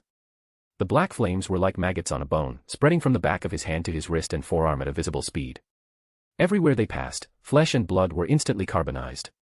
Several conventional response methods were tried and declared failures in a flash. The intense pain and the fear of this eerie fire caused cold sweat to instantly cover Killer Bee's forehead. He knew that if he hesitated any longer, his entire arm, and perhaps his entire body, would be consumed by these black flames. He had to be decisive. A flash of ruthless determination crossed Killer Bee's eyes behind his sunglasses. He suddenly drew a short sword from his back with his left hand, and the blade flashed. Slash. Swift and clean, blood sprayed. His entire right arm was severed at the root by his own hand. The severed arm, still carrying the raging Amaterasu black flames, fell to the ground. Under everyone's gaze, it was quickly incinerated until almost no ash remained, leaving only a scorched mark on the ground. Cutting off an arm to survive. Killer Bee's face was pale as he clutched the bleeding stump of his arm, stumbling back 2 steps, supported by Niyujito, whose face was equally grim. The Eight-Tails chakra began to surge toward the wound automatically, attempting to stop the bleeding. The entire area fell into a deathly silence. Only the sound of the wind and Killer Bee's heavy panting could be heard.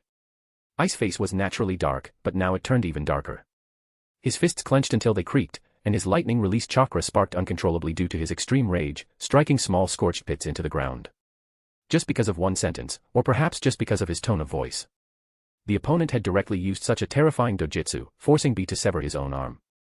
This was no longer just arrogance, it was naked contempt and crushing dominance. They were using the most direct and cruel method to announce the absolute gap in strength between the two sides. Naruto looked at the scene before him, the smile on his face still unchanged, appearing completely indifferent to Hikari's strike and Killer Bee's lost arm. He just gently patted Hikari's shoulder and then turned his gaze back to the wreckage. What else could be done? If an arm was taken, it was taken. Was he supposed to make Hikari give an arm back? I'll twist your head off, you dark-skinned ghost. Loving book so far. Check out 30+ advanced chapters at Patreon. Chapter 375, Chapter 375, Who Brought the Circus Mascot? Chapter 375, Who Brought the Circus Mascot?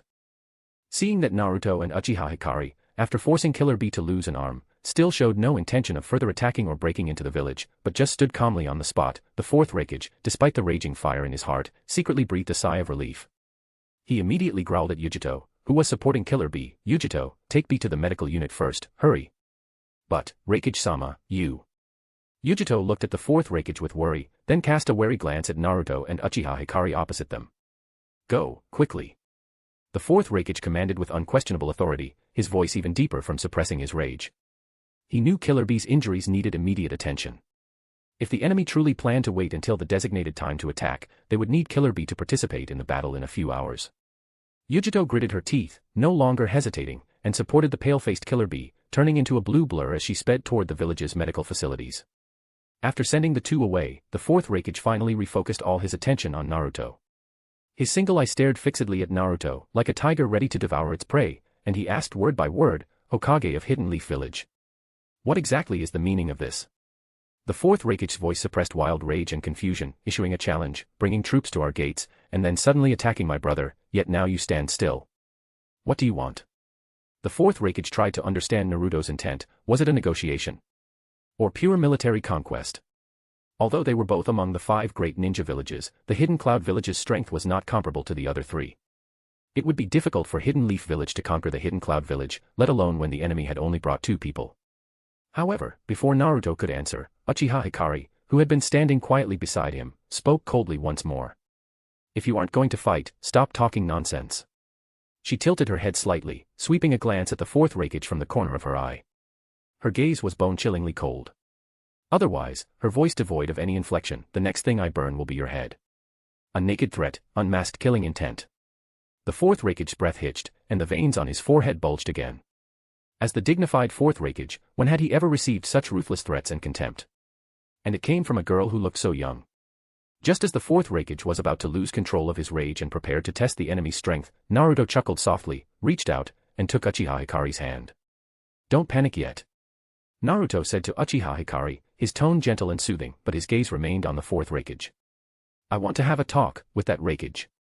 Naruto's gaze circled the fourth Raikage, seemingly searching for an appropriate title, before finally settling on just a Raikage. Watching Naruto play the good cop, the fourth Raikage's vigilance did not decrease, instead, it reached its peak. A smiling tiger. The fourth Raikage defined Naruto almost immediately. On the surface, he was all smiles, appearing gentle and easy to talk to, even soothing the vicious girl beside him. But in reality, he was the most dangerous and unfathomable one. According to known intelligence, as the perfect Jinchuriki of the Nine-Tailed, Uzumaki, Naruto's strength was definitely not weaker than Killer Bee's. It might even be a level higher. Moreover, he was so young yet already Hidden Leaf Village's sixth Hokage, having taken down Hidden Stone Village and Hidden Sand Village in succession. The power and methods represented behind this were certainly not ordinary. The fourth Raikage knew very clearly that he absolutely could not engage in a tailed beast-level battle with such a monster at the gates of the Hidden Cloud Village. The destruction to the village would be catastrophic. It might even affect the civilians who hadn't been fully evacuated yet. Therefore, despite being filled with extreme grievance and rage, the fourth Raikage forcibly suppressed the urge to attack immediately and prepared to hear what Naruto wanted to talk about. However, Naruto's next words completely tore through the thin veil of their apparent standoff, revealing the cold, bloody old debts and irreconcilable hatred underneath. Naruto put away the faint smile on his face, his blue eyes becoming serious and sharp. He looked at the fourth Raikage, his voice not loud, yet it clearly spread across the clearing. Raikage. Don't bother with any nonsense like, the Hidden Cloud Village never provoked Hidden Leaf Village. War is an extension of politics, an opportunity for the reshuffling of interests, and it requires legitimacy. It needs a justifiable reason to reduce the hatred of the people. The people are the cornerstone of a nation, regardless of unification, the power of the masses needs to be united. He held up a finger. First, when your father, the third Raikage, was in power, he sent people to infiltrate Hidden Leaf Village to attempt to kidnap my mother, Uzumaki Kushina. That time, if my father hadn't intervened, you would have almost succeeded. Second, when you were in power. Naruto held up a second finger. You assigned peace negotiation envoys to carry out a spy mission and almost captured the eldest daughter of the Hyuga clan, Hyuga Hinata. Naruto paused, his gaze fixed on the fourth Raikage, and the eldest daughter of the Hyuga clan is my girlfriend. So, Naruto's voice fell like ice, the hatred between Hidden Leaf Village and the Hidden Cloud Village, or rather, the hatred between me and you, between our fathers and yours, was forged long ago. Shifting the hatred between villages into hatred between families to avoid the people in the occupied territories from uniting in common hatred. After all, the Hidden Cloud Village was different from the other ninja villages, the skin color of the people here was different from other nations. There were many internal factions. The fourth Raikage's expression grew uglier with Naruto's words. He certainly knew about these old debts, some he had even personally planned or tacitly approved.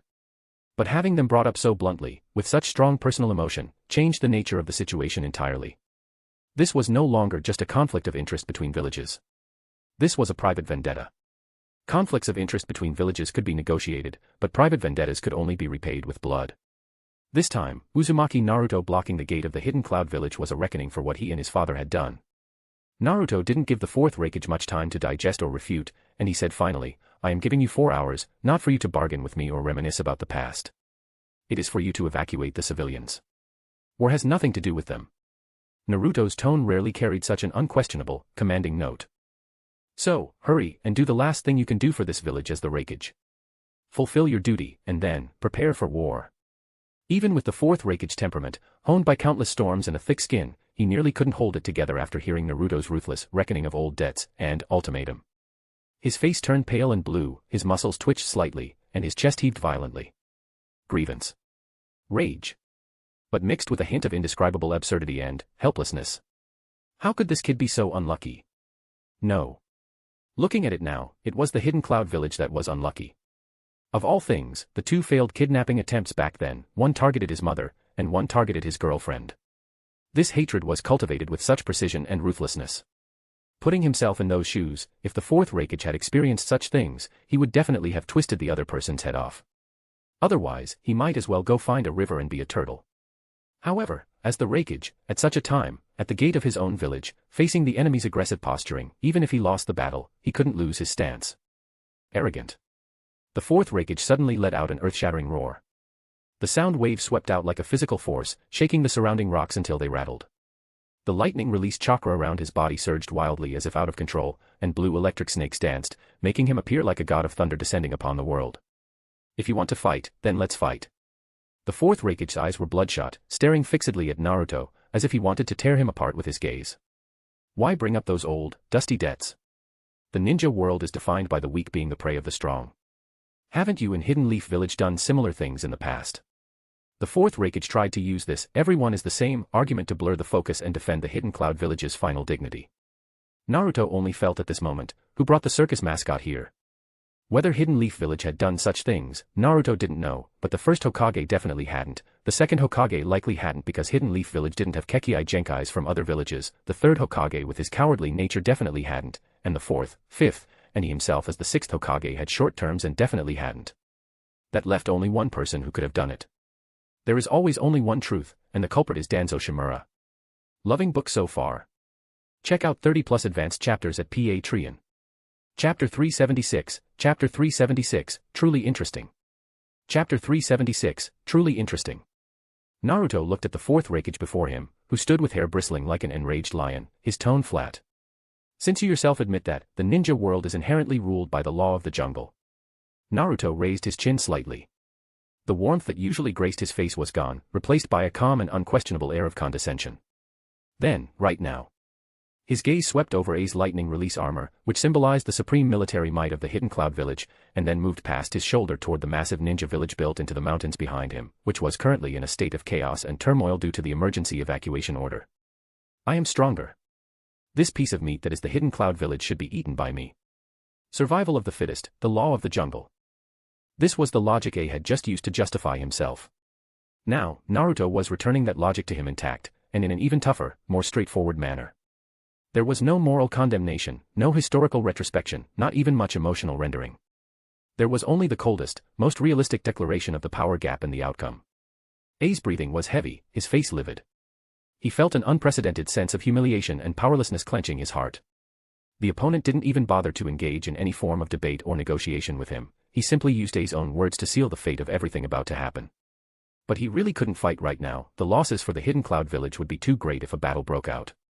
Naruto didn't seem to care about A's current reaction. He turned slightly and cast his gaze back toward the interior of the Hidden Cloud Village. With his excellent sensory abilities, he could clearly see everything happening in the village. Civilians pouring out of their homes in a panic yet orderly fashion, carrying simple luggage, dragging their families along, hurrying along designated routes. The genin, whose faces were filled with tension and resolve, maintained order and directed the flow. Deeper inside, combat ninjas were urgently assembling, distributing weapons and supplies, and constructing a final line of defense. The crowd, like a startled colony of ants, was scurrying in a flustered yet tenacious manner in the face of a massive crisis. Looking at these ordinary people who had nothing to do with the war but were destined to be dragged into it, the coldness in Naruto's eyes melted slightly, but soon regained its firmness. He turned back to look at A, who was still glaring at him, his tone slowed down, yet it still carried an unchangeable decisiveness. I don't intend to harm civilians. This sentence made A's tense nerves and muscles relax slightly. Naruto didn't give him too much time to think and continued. So, I will fight you after the crowd has finished evacuating. His gaze met A's again, there was no provocation, no contempt. Before that. Naruto raised a hand slightly, signaling that A could continue his work. Go do what you need to do, hurry up. After saying this, Naruto stopped looking at A and turned, walked to a relatively flat rock nearby, and actually sat down casually, leaning his back against the rock and closing his eyes slightly, as if he wanted to take a short nap. Only his even breathing and still upright sitting posture showed that he had not let down his guard. Uchiha Hikari sat by Naruto's side like a silent guardian deity. Her gaze swept across A, then across the direction of the Hidden Cloud Village in the distance, and finally landed on Naruto, the coldness in her eyes melting into a hint of warmth. She also relaxed her standing posture, but the faint, ready to strike dangerous aura around her never dissipated. Left for A in the Hidden Cloud Village were only an enemy leaning against a rock with his eyes closed, a silently guarding girl, and a countdown to destruction that seemed to be ticking away in the heart of every Hidden Cloud ninja. Not harming civilians, this was perhaps the last bit of mercy and principle that Uzumaki Naruto retained in this destined-to-be bloody conquest. But this also highlighted his unshakable confidence and coldness. He had absolute certainty that he could crush all resistance in the Hidden Cloud Village head-on, including the fourth Raikage, who was known for his martial prowess. A stood in place, fists clenched so tightly his nails were almost digging into his palms. He looked at Naruto, who seemed to be truly resting, then looked back at the village that was still hurriedly evacuating. A thick sense of sorrow and powerlessness, mixed with burning unwillingness and battle intent, clashed violently in his chest. Time ticked away, second by second. At the entrance of the hidden cloud village, on one side was the waiting hunter, and on the other was the prey forced to make final preparations. This war, determined by old grudges and today's power gap, was already unavoidable. And the moment the last civilian left the battlefield area, that would be when thunder and flames descended. On a steep cliff several kilometers away from the entrance of the hidden cloud village, several figures stood silently like vultures perched in the shadows, looking from afar at the area that was about to become a battlefield. They were the surviving members of the Akatsuki organization, led by Uchiha Obito. Haiden carried his signature bloody three-bladed scythe, looking bored, muttering quietly and incessantly. This is so boring, just watching like this. Lord Jashin hates waiting the most. What he craves is hot, gushing blood, and painful, devout wails. No sacrifices, no rituals, what is this? Sightseeing. Baka Yuro. His fanatical rambling about Lord Jashin seemed particularly abrupt on the empty cliff, carrying a neurotic sort of absurdity. However, the other members couldn't even be bothered to spare him a glance, as if he were just an annoying buzzing fly. Their attention was focused on the three figures in the distance, who were blurry due to the distance, the confronting Naruto and Hokage, and the quietly standing Uchiha Ikari. In order not to be detected immediately by Uzumaki Naruto, whose sensory abilities might be terrifying, they deliberately chose this sufficiently distant observation point, only able to capture the general outline and movements with their excellent eyesight. The silence lasted for a moment, with only the wind and Haiden's annoying low complaints as background noise. Finally, Sasori's voice, which had been modified by his puppet body and sounded slightly dull and cold, rang out. He seemed to completely ignore Haiden and started another topic. That said, Sasori controlled Hiriko, his head turning slightly, looking at the golden-haired figure in the distance. This guy actually doesn't intend to harm civilians, and even specifically gave evacuation time. He paused, his tone carrying a hint of imperceptible inquiry and playfulness. If I remember correctly, based on the intelligence Black Zetsu provided about his childhood, Uzumaki Naruto was ostracized, isolated, and even blatantly bullied in Hidden Leaf Village when he was young, right? Someone who grew up in such an environment can still hold this kind of mercy for the civilians of an enemy country. Truly, interesting. In Sasori's words, one couldn't tell if it was praise, sarcasm, or pure analysis. Loving book so far. Check out 30+ advanced chapters at Patreon. Chapter 377, Chapter 377, Choice. Chapter 377, Choice. Kakuzu's voice followed immediately, picking up where Sasori left off. Whether it's a hypocritical act to win hearts and minds or to maintain his fake image of a Hokage, or if he is truly kind to the point of stupidity, it doesn't cover up one fact. Kakuzu's green eyes, which had weathered the years, narrowed slightly, his gaze piercing through the vast distance. He possesses the overwhelming strength to support his willfulness. Mercy without strength is just a joke.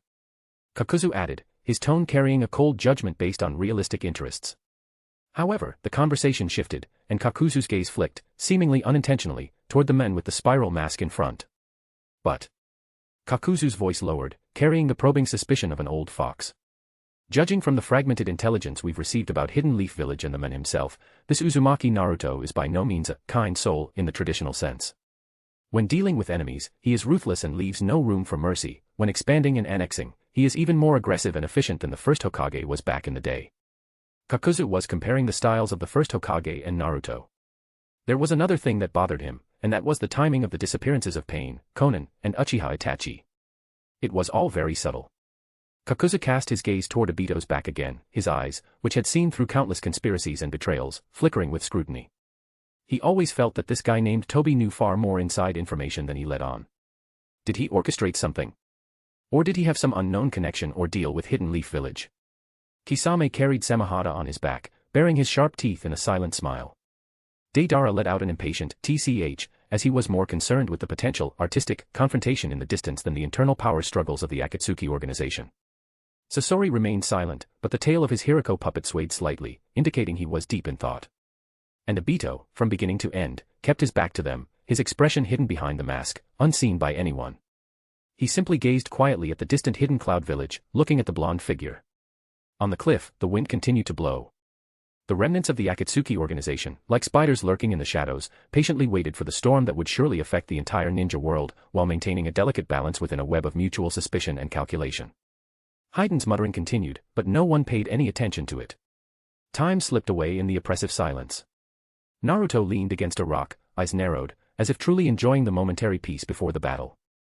The fourth Hokage AI stood like a volcano about to erupt, yet his gaze did not dare to move from Naruto for a single second. However, this tense balance was broken by a sudden, seemingly casual remark from Naruto. "Hey, Raikage." Naruto slowly opened his eyes, his blue irises clear and sharp, without a trace of the confusion of someone just waking from a rest. He didn't look at AI, but asked in a flat tone. "Aren't you going to deal with the people over there first?" "Which side?" The fourth Raikage AI was startled. Although his sensory abilities were not as good as some specialized ninjas, they were definitely not weak. Yet, he hadn't detected any other hidden presence nearby besides Naruto and that Uchiha girl.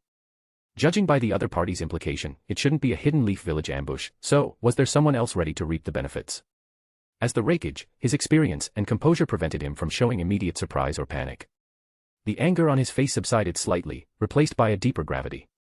He maintained his original posture and vigilant gaze, staring intently at Naruto, as if judging the truth and intent behind the words. Naruto didn't seem to care about AI's silence and suspicion. Even Sarada hadn't sensed the presence of the Akatsuki organization, but she wouldn't doubt Naruto's words. If Naruto said someone was there, then there must be someone. Naruto said in a low voice. "My arrival this time is, first, for the peace of the ninja world, peace under unification and order. Second, it is for my own affairs. So, if I were to kill, I would only kill you, the fourth Raikage. I have no reason to kill Killer Bee and Yujito now. They are ninjas, the Jinchuriki of their village, but they were not the direct decision-makers of the conspiracies back then." However, Naruto changed the subject, his tone carrying a warning. "The guys over there might not be the same. Are their targets the tailed beasts?" As the Raikage, he knew all too well the importance of Killer Bee and Yujito to the Hidden Cloud Village. They were the strategic pillars of the Hidden Cloud Village and also the treasures most likely to invite covetous eyes. However, this covetousness generally came from other major ninja villages, as other villages basically couldn't suppress the tailed beasts. Only two villages were exceptions, Hidden Waterfall Village, which possessed the seven tails, and the already destroyed Usushiobakure. Naruto looked at AI, the corners of his mouth curling into a slightly mocking arc, and he gave a soft heh, as if confirming AI's guess, or perhaps mocking the cruelty and coincidence of fate. "What do you say?" Naruto threw the question back to AI, his tone carrying a hint of playfulness, as if discussing a tactical choice unrelated to himself. "Should we join forces to kill those sneaky rats over there who want to fish in troubled waters? Or shall we fight each other first, both get battered and exhausted, and then let them reap the benefits, easily picking up your Hidden Cloud Village's two precious tailed beasts?" This choice was laid bare before AI. Should he choose to temporarily cooperate with this great enemy to eliminate the third-party threat first? Or should he persist in his hatred and confrontation with Hidden Leaf Village, gambling that the other party wouldn't make a move while he and Naruto were both weakened? AI's face darkened, light flickering in his single eye, clearly engaged in an intense internal struggle. He was not the pure brute he appeared to be, otherwise, he wouldn't be able to hold onto the position of Raikage. After a moment of silence, AI responded with a bottleneck that exceeded Sarada's expectations. "You can't be sure that their target isn't you, Uzumaki Naruto." AI tried to shift the focus back to Naruto. This was both a probe and a possible glimmer of hope. If the target of those hidden figures was Naruto, then the probability of the Hidden Cloud Village defeating Uzumaki Naruto would become higher. However, Naruto was indifferent to AI's probing. If they could take me down, then taking down the current Hidden Cloud Village would be even easier. This was a naked declaration of strength and a ruthless evaluation of the current state of the Hidden Cloud Village. Besides, Naruto added, his gaze cast toward the distant cliff again, as if he could see through the distance to the true faces of those hidden ones. "It's just a coincidence. I happened to run into them just as they were preparing to harvest the 2 tails and the 8 tails." The word harvest made the Raikage very uncomfortable, as if the tailed beasts of the Hidden Cloud Village were just fruits waiting to be picked. Even if Naruto knew they were after him, he had to drag the 2 tails and the 8 tails into it. The weakest in the Akatsuki organization had strength close to Kage level. As long as Naruto hadn't reached the level of 6 paths Madara, there was a possibility of a mishap. He was unwilling to let a great situation be overturned by his own carelessness. Now, the power of choice returned to AI's hands. Should he believe Naruto's words, temporarily put aside the hatred for Hidden Leaf Village, and deal with the third-party threat lurking in the shadows with a clear target of the tailed beasts? Or should he believe this was Naruto's ploy to divide and conquer the Hidden Cloud Village, and insist on fighting Hidden Leaf Village to the death with the full strength of the Hidden Cloud Village? No matter which path he chose, it was full of risks and unknowns. Loving book so far. Check out 30+ advanced chapters at Patreon. Chapter 378, Chapter 378, Fire Mouse Jade. Chapter 378, Fire Mouse Jade. Soon, the Raikage understood that the boy across from him was just trying to distract him. Regardless of whether there were people lurking nearby, Uzumaki Naruto was an enemy of the Hidden Cloud Village. Even if things might change temporarily due to the presence of an external enemy, Hidden Leaf Village had already swallowed nearly 2/3 of the ninja world. How could they possibly let the Hidden Cloud Village go? With that, the Raikage stopped overthinking it. The opponent was already very strong, and the girl beside him was clearly an Uchiha. Although he didn't know what that technique was, it looked dangerous at a glance. If the opponent was willing to drag out the time, then he would drag it out too. Once Killer Bee and Yujito returned, the outcome would still be unknown. That guy isn't careful at all, getting hit so easily. I thought it was just his octopus tentacle that got burned, but could it really be his actual hand? Thinking this, the Raikage looked at the charred mark on the ground. That charred mess didn't look like an octopus tentacle at all. The grudge had already been formed. No matter what, the Hidden Cloud Village would have to fight Uzumaki Naruto today. It was better to have the other ninjas of the village stay alert, while he focused on fighting the Hokage in front of him. With this thought in mind, the Raikage began to refine chakra while remaining on guard. During this time, someone even brought him food. The Raikage also had people send some food to Naruto's side, but Naruto politely declined. Waiting. It was about time. A wooden sword condensed in Naruto's hand. With his current power and Hidden Leaf Village's foundation, defeating any ninja village head-on was just a matter of time and cost. The real trouble was that marching took time. No matter how fast ninjas were, the logistics of a cross-border expedition were a huge drain. It was that governing took time. After conquering a place, how to manage it, and how to make the originally hostile ninjas and civilians accept a new order. It was even more so that reconstruction took time. The destruction brought by war needed to be repaired, new systems needed to be established, and the rift in people's hearts needed a long time to heal. Of course, there was also the most realistic factor: funds. War was the most expensive game. Military expenses, reconstruction costs, every single one was an astronomical figure. Even for Hidden Leaf Village, which had now annexed Hidden Stone Village and Hidden Sand Village and had greatly abundant resources, they still had to be frugal. Therefore, like today, directly decapitating the enemy supreme leader, forcing them to surrender or collapse with the minimum cost and the fastest speed, was the most efficient and economical way. Thoughts flashed like lightning as Naruto cast his gaze back to A opposite him. However, the one who first broke this final standoff was not either of them. Fire Mouse Jade. A clear, sharp shout filled with determined battle intent came from a high ground inside the Hidden Cloud Village, near the gate. Immediately following that, an energy projectile shaped like a mouse, composed entirely of eerie blue flames, shot toward Naruto's position at an astonishing speed. The one who unleashed this move was none other than Yujito, who had already handed Killer Bee over to the medical unit and returned. Behind her was a blue flame tail. This, Fire Mouse Jade, was like the signal from a starting pistol. It signaled the Hidden Cloud Village's official counterattack against the invaders after evacuating the civilians. It also signaled that this battle, which concerned the survival of the Hidden Cloud Village, had officially begun. Almost at the same time that Fire Mouse Jade was shot out. Ra! The fourth Raikage let out a thunderous roar, and the already violent lightning release chakra around his body suddenly erupted, as if boiling oil had been thrown onto a roaring fire. Blue lightning crackled wildly, wrapping his entire body in blinding lightning. His short, thick hair stood on end due to the static electricity, like the mane of a furious lion.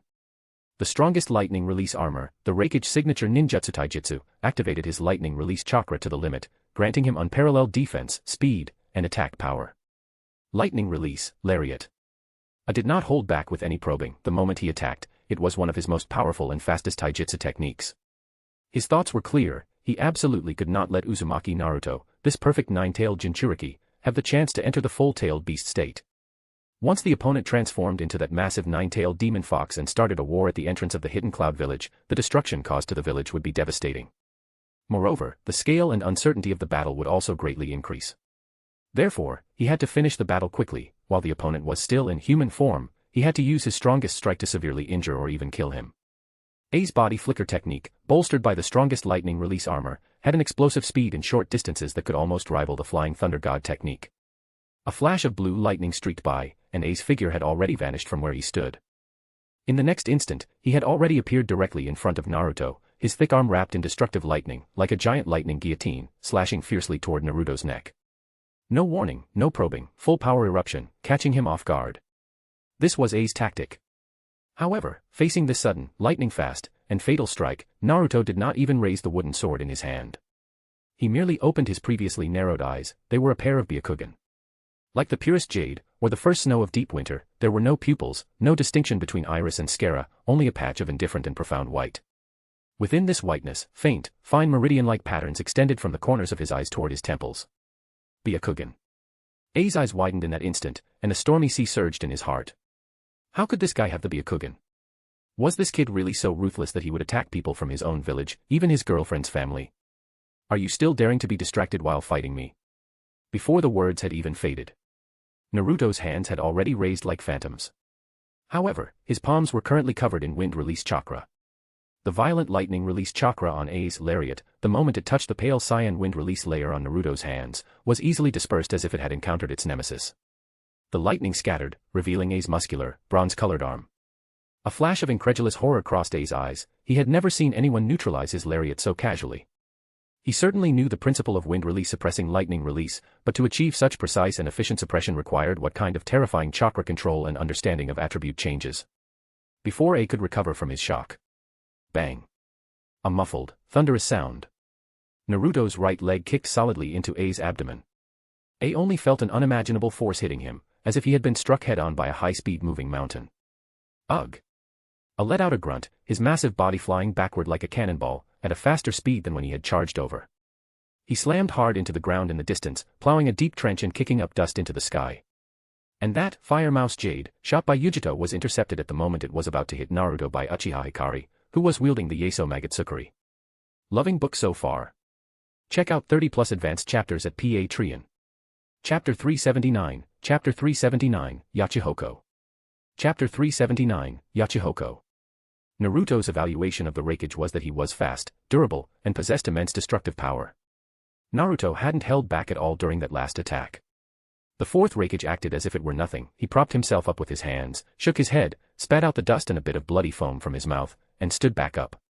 Although his lightning release armor had dimmed slightly, it was still crackling. Aside from some dust and minor abrasions on his bronze muscles, he didn't seem to have suffered any serious damage. Even the spot on his abdomen where he had been kicked only showed a shallow, shoe-shaped indentation. TCH, what a tough nut to crack, Naruto muttered to himself. Naruto thought, but a look of even greater interest appeared on his face. An opponent like this made the fight worthwhile and served as a better test for the current limits of his taijutsu. Meanwhile, on the other side of the battlefield. After her fire rat ball was easily blocked by Hikari, Yujito moved like a true, agile cat demon. Dropping to all fours, she erupted with staggering speed and lunged at Uchiha Hikari once more.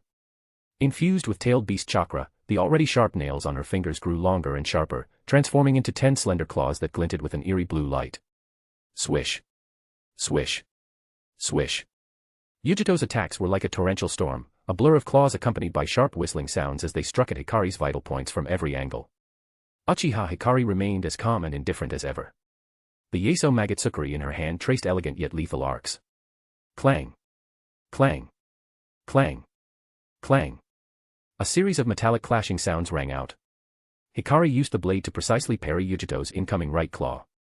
However, Yujito's assault didn't stop. Her left claw followed immediately, striking toward Hikari's ribs from an extremely tricky angle. This time, Hikari didn't even use her sword to block. A layer of blood-red energy, resembling burning flames, suddenly erupted from around Hikari's body. This energy rapidly condensed and took shape, instantly forming a translucent Susanoo consisting only of an upper body ribcage and arm bones to block the strike. Bang. Yujito's full-force claw, imbued with tailed beast chakra, slammed hard against the red Susanoo skeleton, but it only produced a dull thud and a few sparks of crimson energy. 4 scratches appeared on the Susanoo skeleton. Yujito felt as if her claws had struck the hardest alloy in existence. A massive recoil surged back, numbing her arm. Now's the chance. At the very moment Yujito's body stiffened because her attack was blocked. Tsukuyomi. Hikari's crimson lips parted slightly as she silently breathed the name of the technique. There was no earth-shattering display, nor any violent chakra fluctuations. But the moment her Mangekyo pattern spun, Yujito's cat-like eyes, which had turned into vertical slits from drawing on the tailed beast's power, suddenly lost their focus. The ferocious expression on her face froze instantly, as if her soul had been ripped from her body at that very second. In Yujito's perception, her surroundings spun wildly and changed completely. This was no longer the battlefield at the gates of the hidden cloud village. The bright sun in the sky had somehow turned into a massive blood moon emitting an ominous red light. Etched upon that blood moon was the exact same Mangekyo pattern found in Uchiha Hikari's eyes. The black-haired girl who had been fighting her just moments ago was now floating quietly in midair, looking down at her with disdain. Hikari's gaze was still indifferent, but within that indifference was a sense of absolute control and detachment, as if a god were looking down upon an ant. No, that's not right. A strong sense of unease suddenly welled up in Yujito's heart. That gaze didn't seem to be directed at her. It was as if she were looking behind her. Or perhaps waiting for something. Was there something behind her? Yujito struggled to turn her neck to look behind her. Then, she saw a scene that made her skin crawl. Not far behind her, the massive two-tails Matatabi, its entire body wreathed in blue flames, was crouching low.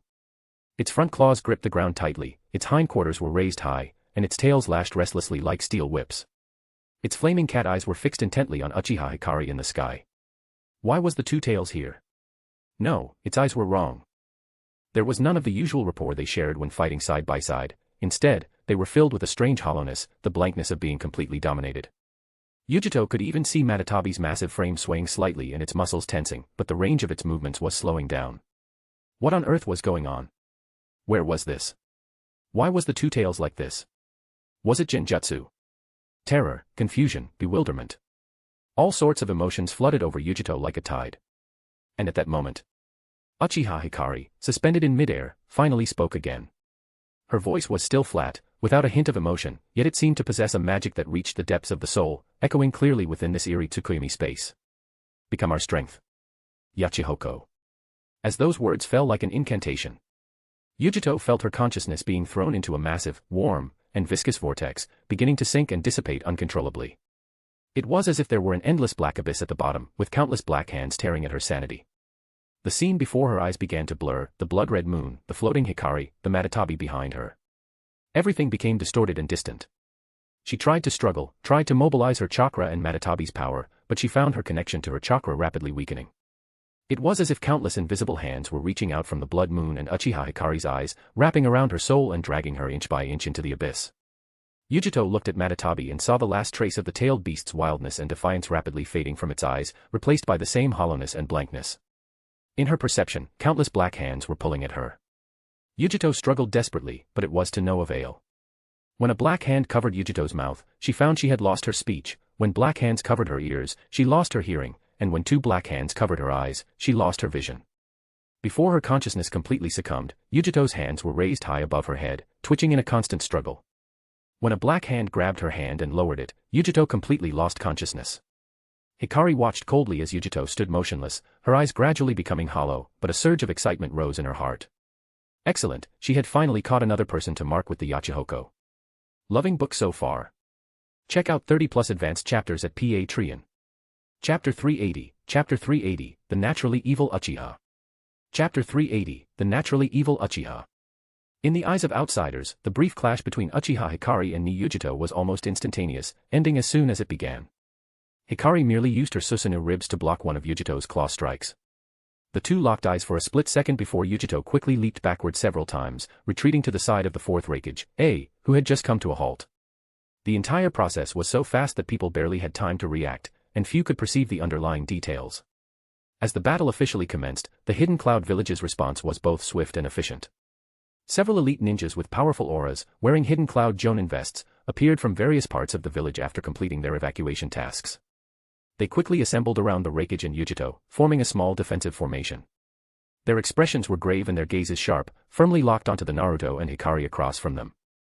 Another group of ninjas quickly dispersed, conducting a meticulous sweep of the surrounding mountain forests, rock walls, and other areas where enemies or ambushes might be hidden. Clearly, A had not entirely ignored Naruto's previous warning about a third party. He had passed the message along while having food brought to him. Further back, near the village's defensive fortifications, even more Hidden Cloud ninjas were busy. They sat cross-legged around a large device that looked like a cannon, continuously channeling their own chakra into it. The core of the device flickered with unstable blue or purple electrical sparks, emitting a low hum as if accumulating destructive energy. This was a chakra weapon. A strategic-level weapon developed by the Hidden Cloud Village by combining chakra with technology. It wasn't as powerful as it would be several years later, perhaps not capable of reaching the moon, but it should be sufficient to hit the enemies before them. Although the chakra cannon was slow to start and consumed immense resources, once fully charged, its power was enough to pose a massive threat to Kage-level experts or even tailed beasts. Even Killer Bee, whose arm had just been severed and whose face remained pale, appeared beside those chakra weapons. His stump had been treated in an emergency procedure and was wrapped in thick bandages. At this moment, Killer Bee was channeling the Eight-Tails chakra from within his body through special conduits, continuously feeding it into the chakra cannon.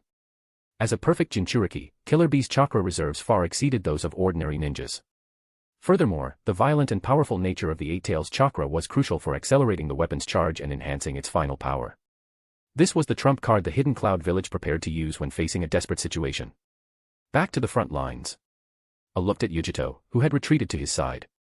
Seeing that she maintained a highly alert posture and was staring sharply at Uchiha Hikari, he couldn't help but breathe a secret sigh of relief.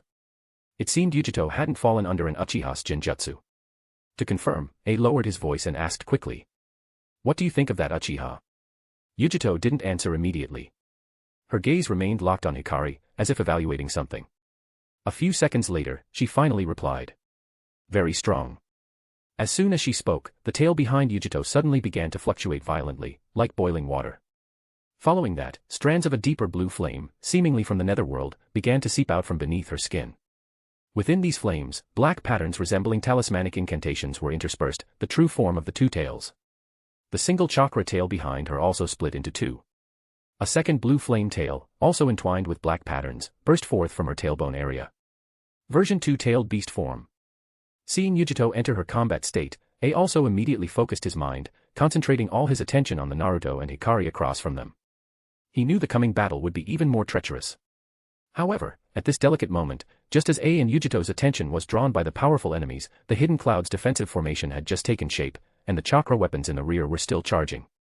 Toroi, who was standing at the edge of the formation and had been vigilantly observing the surroundings, suddenly frowned. Beside him, Dodai also began to move. Not good. Alarm bells rang in Toroi's mind. Instinct told him that Dodai moving like this must be for a reason. He didn't have time to think carefully or shout a warning. Almost instinctively, he violently threw the large square shuriken he had been clutching, targeting the seemingly empty area between Yujito and the wreckage. Swish. The shuriken carried a sharp whistling sound, shooting out like a bolt of black lightning. At that exact same moment, Yujito, who had been standing by the wreckage and had just entered her version 2 form, suddenly raised her right hand, covered in blue flame claws, and slashed viciously toward the wreckage beside her. Clang. The harsh sound of metal grinding against metal suddenly erupted, sparks flying everywhere. Yujito's claws collided violently with the square shuriken, producing a toothacheing screech. This sudden scene of internal strife left everyone on the Hidden Cloud side in disbelief. The fourth Reikage's pupils constricted even more. If not for Toroi's shuriken, his own neck would likely have been sliced open by Yujito. But the combat instincts honed through years of war allowed him to make the most direct reaction in that split second. Ha! A instinctively threw a heavy, powerful straight punch toward the Yujito beside him. He suspected Yujito might be under the influence of some bizarre genjutsu or control method. Heh, those naturally evil Uchiha brats are truly insidious. At that very moment, the blue version 2 chakra cloak completely enveloped Yujito's body. She actually used her own body to take the full force of the Reikage's rushed but incredibly powerful punch. Boom. In the dull roar, Yujito's body swayed slightly and a trace of blood leaked from the corner of her mouth, but she didn't retreat a single step. Instead, she used her body to firmly lock the Reikage's fist against her defense. This bizarre scene caused the unease in A's heart to reach its peak instantly. And just as A's fist was blocked by Yujito, a golden figure appeared like a phantom in the air beside A, without any warning. It was Uzumaki Naruto. His appearance had no precursor, there was no flash from a flying thunder god kunai. Because during their earlier contact, he had already placed flying thunder god marks on both of A's arms. As for why this guy, it was normal not to see it. Seizing the opening in A's defense, Naruto suddenly tucked his knee in midair, concentrating his entire body's strength into it, and then drove it like a heavy hammer into the side of A's face. Konoha Strong Whirlwind. Loving book so far? Check out 30+ advanced chapters at Patreon. Chapter 381, Chapter 381, Lord Reikage has treated you well. Chapter 381, Lord Reikage has treated you well. The fourth Reikage only had enough time to barely tilt his head and raise his arm, which was covered in his lightning armor, to block. A collision sound, even louder than the last, exploded outward. The fourth Reikage was hit head-on as if by a train traveling at full speed, his entire body uncontrollably tilted backward, and he smashed heavily into the ground. After throwing his first square shuriken and seeing Yujito block it, Toroi felt even more suspicious, but his hand movements never stopped. As an experienced magnet-release jonin, he knew he had to relieve the pressure on Lord Reikage and simultaneously restrain that elusive Uzumaki Naruto. Magnet release, Sparrow B twin blades. Toroi gave a low shout as his hands moved at lightning speed to form seals.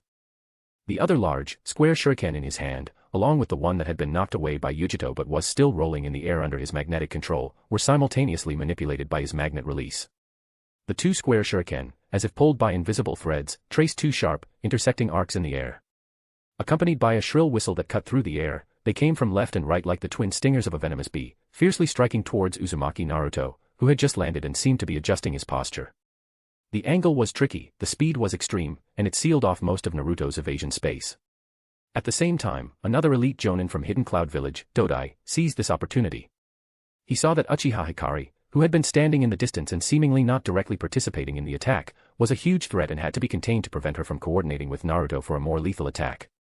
Lava release, rubber ball.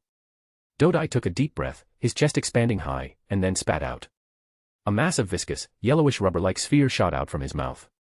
The moment the rubber ball left his mouth, Dodai's right arm suddenly elongated and softened, becoming as elastic as rubber, and then he fiercely whipped the rubber ball. After a crisp whipping sound, the yellowish rubber ball, under this heavy strike, suddenly increased in speed like a cannonball leaving the chamber, tearing through the sky with a dull roar, heading straight for Uchiha Hikari in the distance. This lava release, rubber ball was not only fast but also had two modes. One was a protective ability to shield someone, and the other was an extremely strong stickiness and binding force when used against enemies. Once stuck by it, even a powerful ninja would find it difficult to break free. It was an extremely effective control and interference ninjutsu. Dodai's goal was clear, to use this strike to force Hikari to defend or dodge, interrupting any technique she might be preparing, and to create an opportunity for Lord Raikage and Toroi. The other Hidden Cloud Village ninjas also had their own actions. At this moment, Naruto had just used a fierce knee strike to knock down the fourth Raikage onto the ground. His body still maintained a slightly forward-leaning posture after the attack when he felt the change in the airflow around him. Naruto suddenly opened his arms. Magnet release, gold dust shield. Clatter. A dense sound of friction, like a tidal wave, erupted from Naruto's two sleeves. Countless particles of gold dust, shimmering with a dazzling golden light, poured out from his sleeves like a bursting flood, as if pulled by an invisible force. These gold dust particles were extremely small but numerous. As they poured out, they seemed to have a life of their own, automatically and rapidly condensing on both sides of Naruto's body. In the blink of an eye, huge circular shields of gold dust, shimmering with a luxurious golden luster, appeared out of thin air. Like the most loyal guards, they steadily blocked in front of Naruto, meeting Toroi's incoming Sparrow Bee twin blades. Toroi's magnet release square shuriken, which were capable of cutting through steel and piercing rock, slashed fiercely onto the two shimmering gold dust shields. The two gold dust shields only rippled violently on the surface, as if a boulder had been thrown into a pond, but the whole remained motionless, as solid as a rock. The powerful magnetic force and cutting power attached to the Sparrow Bee twin blades, the moment they touched the gold dust shields, were like mud entering the sea, easily absorbed by the thick layer of gold dust that was also controlled by magnet release. Toroi only felt a violent fluctuation and chaos in his magnetic connection with the two shuriken, as if he had hit an immovable metal wall. The shuriken's momentum came to an abrupt halt, and then they were knocked away by the huge reaction force, spinning in the air, and finally fell powerlessly to the ground in the distance with two clangs. And the two gold dust shields in front of Naruto remained unscathed. What? Toroi widened his eyes, his face full of shock and disbelief, and he exclaimed subconsciously. As the Hokage of Hidden Leaf Village, he could actually use magnet release. Looking at the other's proficiency, this was no longer the level of knowing how, this was clearly having cultivated magnet release to an extremely profound realm. How could a Hokage of Hidden Leaf Village still master the secret magnet release, gold dust Kekii Genkai of the Hidden Sand Village lineage? This completely overturned the cognition of Toroi and all the Hidden Cloud Village ninjas who saw this scene. Magnet release was something unique to Hidden Sand Village, and Toroi himself was from Hidden Sand Village, which was why he could use it. So how could Uzumaki Naruto know it?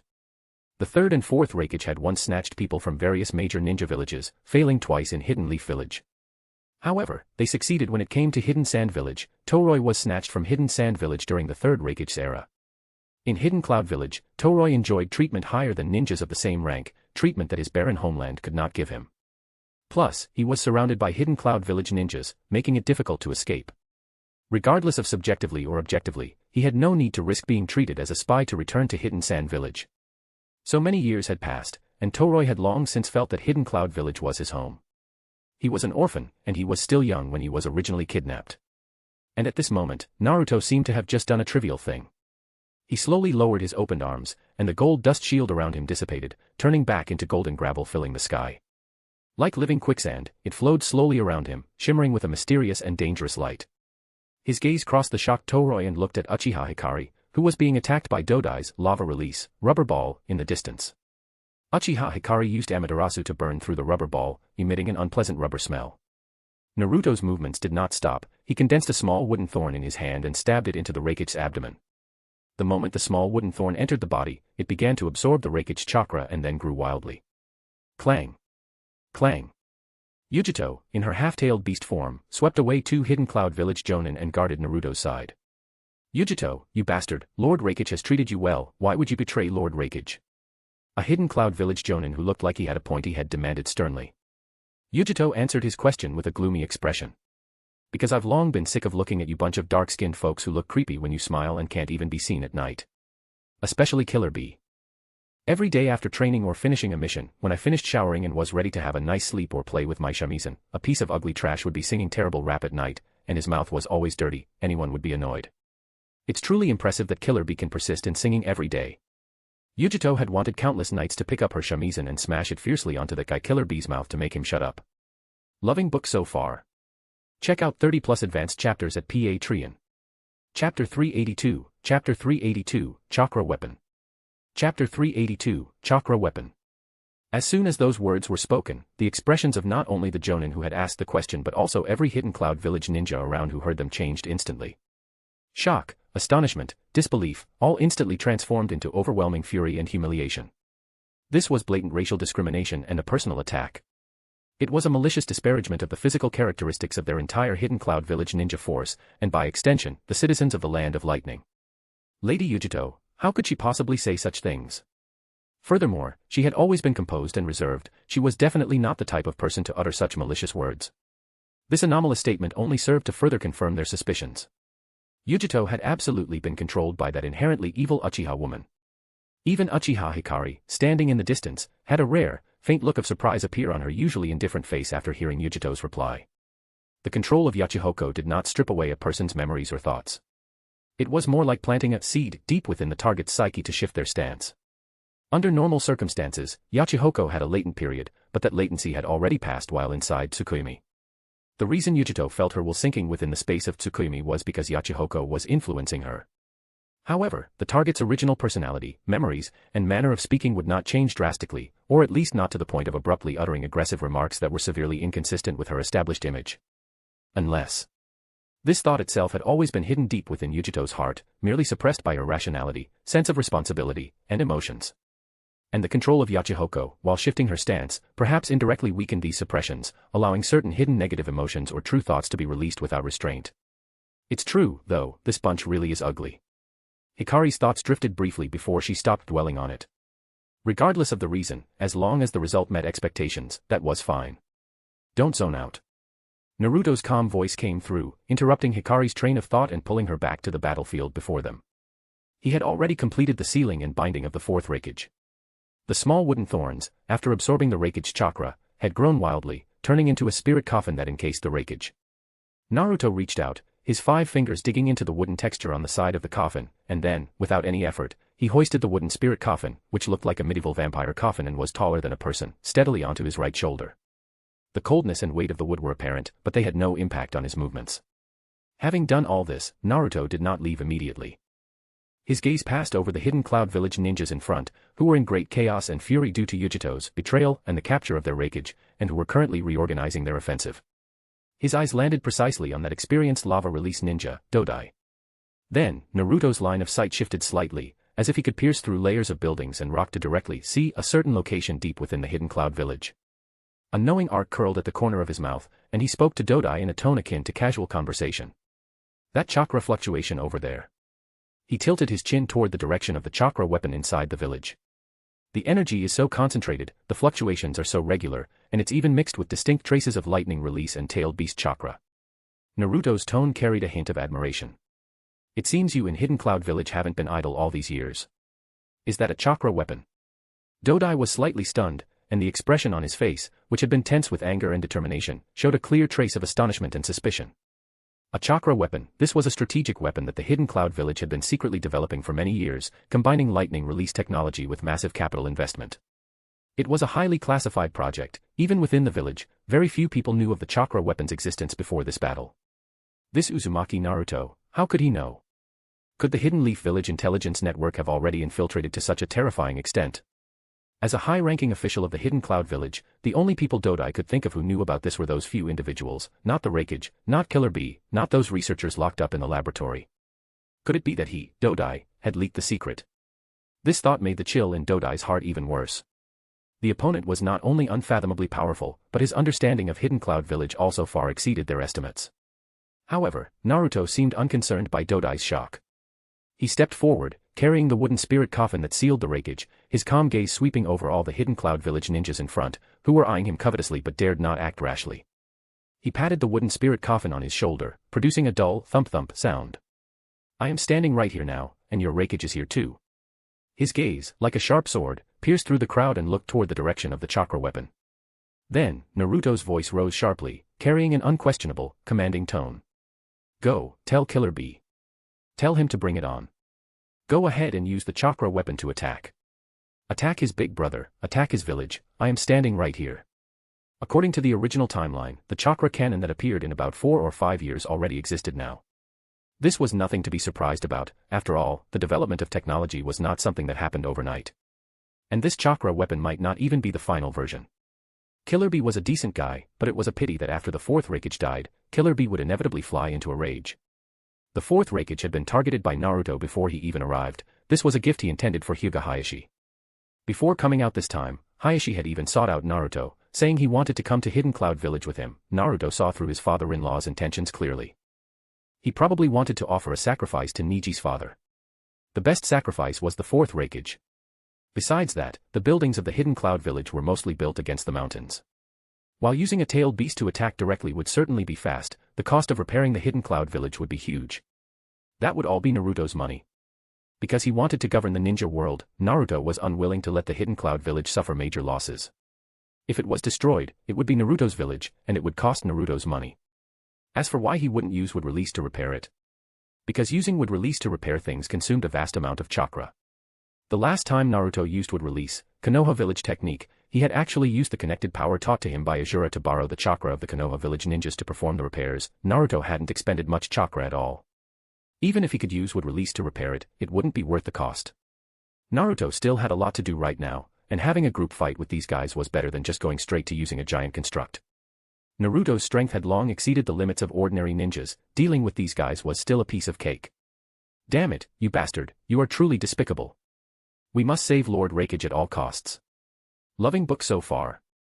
Check out 30+ advanced chapters at Patreon. Chapter 383, Chapter 383, Where is the bearing of a strong individual? Chapter 383, Where is the bearing of a strong individual? On a secluded cliff far from the Hidden Cloud Village battlefield, the Akatsuki organization members witnessed the brief but thrilling battle that had just transpired. Haydn, with his exaggerated triple-bladed scythe on his shoulder, idly flicked the scythe's handle with his finger, making faint ding-ding sounds. He mumbled to himself, but his eyes were fixed on the peculiar object that Naruto was effortlessly carrying on his shoulder, disappearing with the flash of the flying thunder god. TSK, that coffin. Haydn licked his somewhat chapped lips, a strange fanaticism and envy flickering in his eyes. It looks really good, hexagonal, with sharp lines, and the wood grain has a nice texture, like a high-class sleeping coffin. His voice was lowered, filled with an almost devout longing. If I could lie in it, I'd surely get a very, very good sleep, wouldn't I? I really envy the Raikage inside, even though he's captured, at least he gets to enjoy such excellent bedding. Haydn's logic was always so erratic and bizarre, interpreting the sealed wooden coffin, which imprisoned the Raikage, as some kind of advanced coffin and longing for it. He twisted his neck, making a crack sound, and his tone became urgent. Hey, I say, should we make a move? I can barely wait. That blonde kid fighting while carrying a coffin must have expended a lot of energy, and that Uchiha girl is also distracted controlling the Nine-Tails Jinchuriki, so her consumption must be significant too. Now is the perfect opportunity for a sneak attack. Strike while they're weak. Sacrifice them all to Lord Jashin. Haydn waved his triple-bladed scythe, looking eager for action. However, the others reacted coldly to his suggestion. Sasori remained silent, manipulating Hirako, observing the distant battle through Hirako's eyes. Deidara seemed somewhat tempted, his fingers subconsciously touching the clay pouch at his waist, but he didn't speak rashly. Kisame bared his sharp teeth and smiled silently, seemingly mocking Haydn's naivete. Kakuzu's green eyes, which had seen countless storms, slowly turned, finally settling on the figure in front, wearing an orange spiral mask, who had been silently watching the battlefield. His tone was calm, yet carried a hint of imperceptible probing and doubt. So, Mr. Who claims to be Uchiha Madara. Do you think now is a good time to make a move? Kakuzu deliberately emphasized claims to be and Mr., indicating that his distrust of Obito's identity had not completely vanished. He needed Obito to make a judgment and also wanted to observe the mysterious masked man's intentions and abilities through his decision. Although Kakuzu had never met Uchiha Madara was not someone who hid his identity. This guy was definitely not the real Uchiha Madara. How could someone on par with the first Hokage act so sneakily? Obito slowly turned his head at the sound. The only eye visible beneath the mask was now half closed, with deep and complex light flickering in the depths of its pupil. He had been observing, watching Naruto's every move, the hidden cloud's reactions, and even more so, the power Naruto was using. From the initial wooden sword, to the Byakugan-like insight and taijutsu, then the effortless wind release application that countered the Raikage lariat, followed by the shocking magnet release, gold dust, and finally, the wooden coffin that could absorb chakra and seal the Raikage. And Uchiha Hikari's performance. Her sword style was the Uchiha style, and she seemed very proficient. Amaterasu and Susanoo were also used conservatively. It was normal for the Mangekyo Sharingan to control tailed beasts and Jinchuriki, as Obito had controlled them before. As for controlling time, since the opponent had 2 eyes and Obito only had 1 Mangekyo Sharingan, it was normal for Uchiha Hikari to control it faster than Obito. All of this made the apprehension and killing intent in Obito's heart grow, but at the same time, it also made him more cautious. Hearing Kakuzu's question, Obito was silent for a few seconds before slowly speaking in his disguised, deep, hoarse voice. "It's not time yet." His voice was calm, yet carried an undeniable resolve. "Wait until the 8 tails appears." The 8 tails? Kakuzu raised an eyebrow slightly. "You mean, wait for Killer Bee to go into full-tailed beast transformation rampage?" "Exactly." Obito nodded, his gaze once again cast towards the distant Hidden Cloud village, which had fallen into chaos due to the Raikage's capture. "If we act now, we face a Uzumaki Naruto who, though possibly depleted, is still in very good condition and highly vigilant, as well as that Uchiha whose strength is unknown. They just captured the Raikage, their morale and confidence are at their peak. Moreover, although the Hidden Cloud ninjas' morale is shaken, they haven't completely lost their fighting power, especially those chakra weapons and the 8 tails Killer Bee. If we intervene rashly now, we might be attacked by both Hidden Leaf Village and the remaining Hidden Cloud forces simultaneously, becoming targets for all. However, if we wait for the 8 tails to appear, the situation will be vastly different. The Raikage's capture will be a huge stimulus for Killer Bee. Given his feelings for the Raikage, extreme anger and despair might cause the 8 tails chakra to go out of control, or even a full rampage. At that time, Hidden Cloud Village will fall into even greater chaos. A rampaging 8 tails will become a massive, indiscriminate source of destruction, consuming Hidden Cloud's own strength and forcing Uzumaki Naruto to divert his attention to deal with this unexpected threat. And we, Obito's voice lowered, can strike at the most chaotic moment, when Uzumaki Naruto is tied up by the 8 tails, and Hidden Cloud is preoccupied. The target, a cold light flashed in his single eye, can be either Uzumaki Naruto, who is stretched thin, or the rampaging 8 tails. Or both. These words made Kakuzu nod slightly, a hint of disdain flashing in his eyes.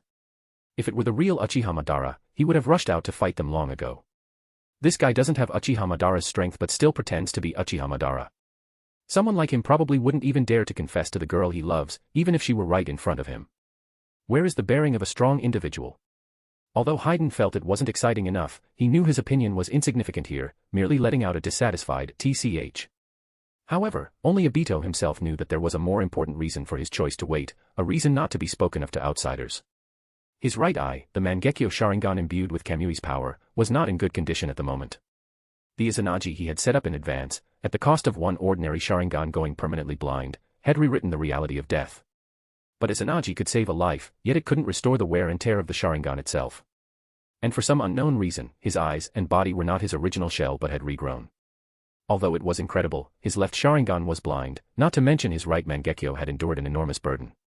At this moment, he could clearly feel that the vision in his right eye had significantly decreased compared to before, distant objects appeared somewhat blurry, and it was often accompanied by bouts of stinging pain and soreness.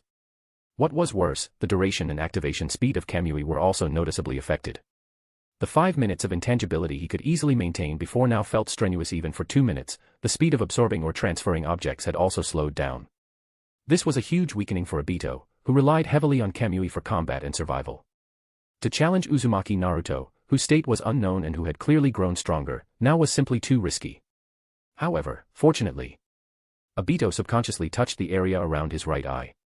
The Hashirama cells transplanted into his body were slowly and continuously taking effect. That power full of vitality, like the gentlest spring water, constantly nourished his overused ocular power and Sharingan, alleviating the damage and pain caused by the overexertion.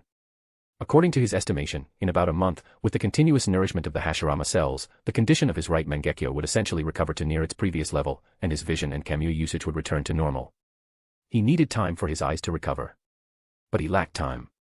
Now, dragging out the situation for a bit longer would allow the situation to further develop as he envisioned, while also giving his eyes more time to recover. Loving book so far. Check out 30+ advanced chapters at Patreon. Chapter 384, Chapter 384, Keeping a Trick Up His Sleeve. Chapter 384, Keeping a Trick Up His Sleeve. Originally, as a hidden schemer, Obito was not short on time, but he was now completely suppressed by Naruto. He had to seize every opportunity to kill Uzumaki Naruto. Therefore, he had to take the risk and attempt to capture Uzumaki Naruto. Once the Eight Tails rampages, the hidden cloud village descends into complete chaos, and Uzumaki Naruto is pinned down and drained. That would be the time for him and the other members of the Akatsuki organization to strike and seize the greatest benefits.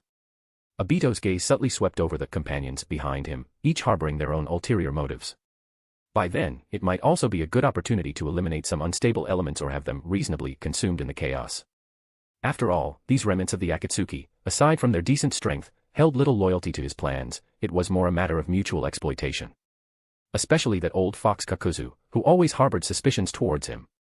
On the cliff, a brief silence fell momentarily. Only the howling wind and the faint sounds of commotion and lamentation from the distant hidden cloud village.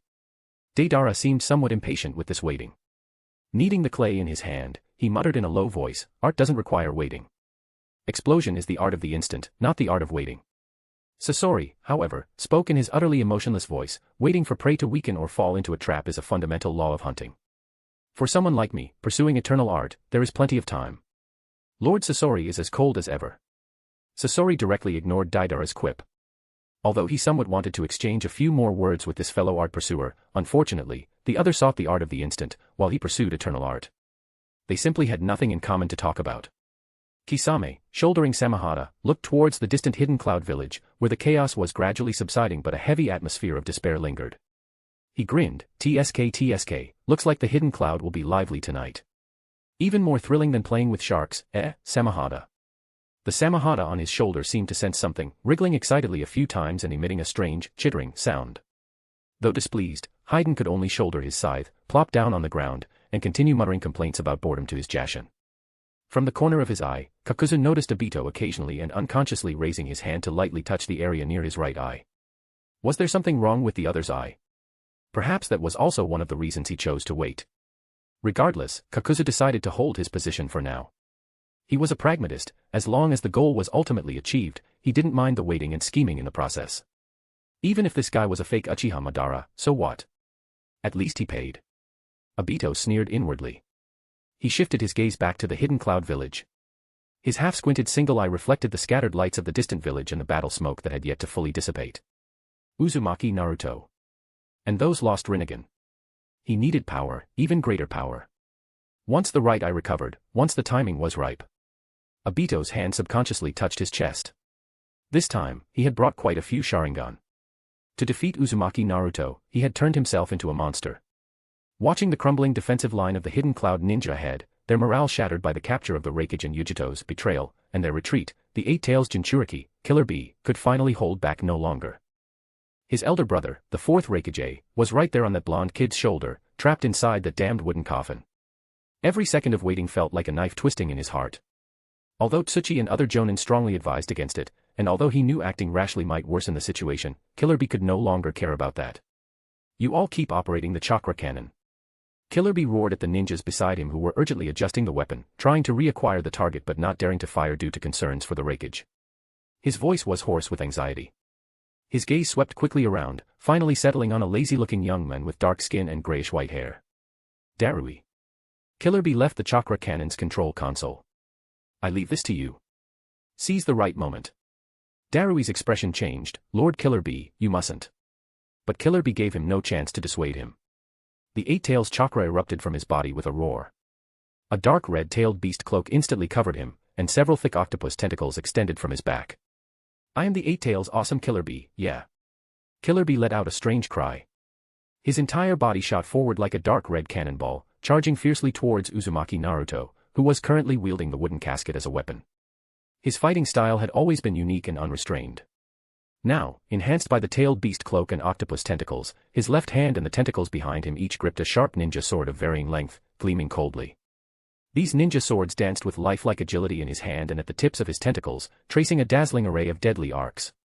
Simultaneously, his body twisted and jumped in rhythm with the attacks, truly like a frenzied dance of death. This was Killer Bee, the origin of Killer Bee.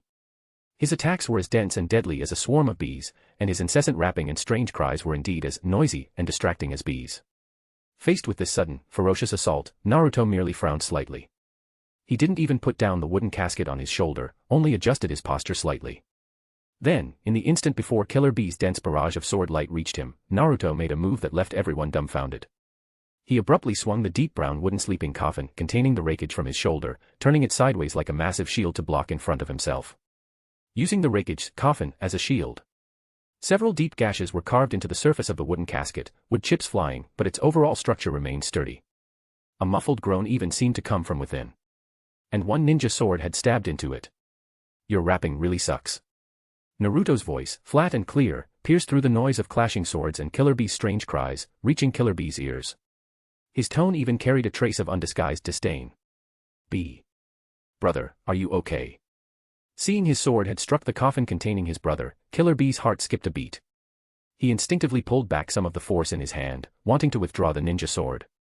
However, in that very moment when his force slackened slightly, Naruto's left hand suddenly lifted upward. That heavy wooden casket was actually lifted effortlessly over his head with just one hand. Simultaneously, Naruto's right foot shot out like lightning from beneath the wooden casket at an extremely tricky angle, kicking fiercely towards Killer Bee's abdomen. Killer Bee's expression changed. It was too late to dodge. He could only grit his teeth, decisively abandon the ninja sword stuck in the wooden casket, cross the other tentacles and the sword in his hand to block in front of him, while his body rapidly leaned backward. Thud. Naruto's kick landed on Killer Bee's crossed tentacles. Although most of the force was blocked, the tremendous impact still sent Killer Bee staggering back several steps. His expression grew even uglier, but the battle intent and fury in his eyes burned even more intensely. Killer Bee roared, once again brandishing his remaining ninja swords and tentacles, attacking Naruto frantically. Naruto continued using the wooden casket as a shield, combining it with agile footwork and occasional sharp counterattacks, engaging Killer Bee in a close-quarters struggle. The battle reached a stalemate for the moment. Killer Bee, concerned for his brother, dared not attack the wooden casket with full force, while Naruto didn't seem in a hurry to shake him off, only cleverly using the raikage as a hostage shield to deflect the onslaught. As the fight dragged on, Killer Bee seemed to grow somewhat impatient from the prolonged lack of success, a slight disorder appearing in his attack rhythm. Naruto keenly seized this opening. He used the wooden casket to block several ninja swords again, then delivered a chop with his hand towards Killer Bee's neck. However, right at that moment, from the empty right sleeve of Killer Bee's outfit, the arm that should have been severed by the previous Amaterasu, a perfectly intact arm suddenly extended as if by magic. And in the hand of this arm was a ninja sword, its edge gleaming coldly. It moved at an extremely tricky, almost impossible angle, bypassing the wooden casket and Naruto's defense, striking like a viper's tongue, viciously stabbing towards Naruto's side. Hee hee. A smug and cunning smile appeared on Killer Bee's face, and his rapping started up again. "Didn't see that coming, did ya? Your man Killer Bee kept a trick up his sleeve, yeah. Baka Yuro. Kanayaro." Back at the village entrance, the arm burned off by Uchiha Hikari's Amaterasu wasn't his real arm at all. That Killer Bee was just a tentacle clone. Loving book so far? Check out 30+ advanced chapters at Patreon.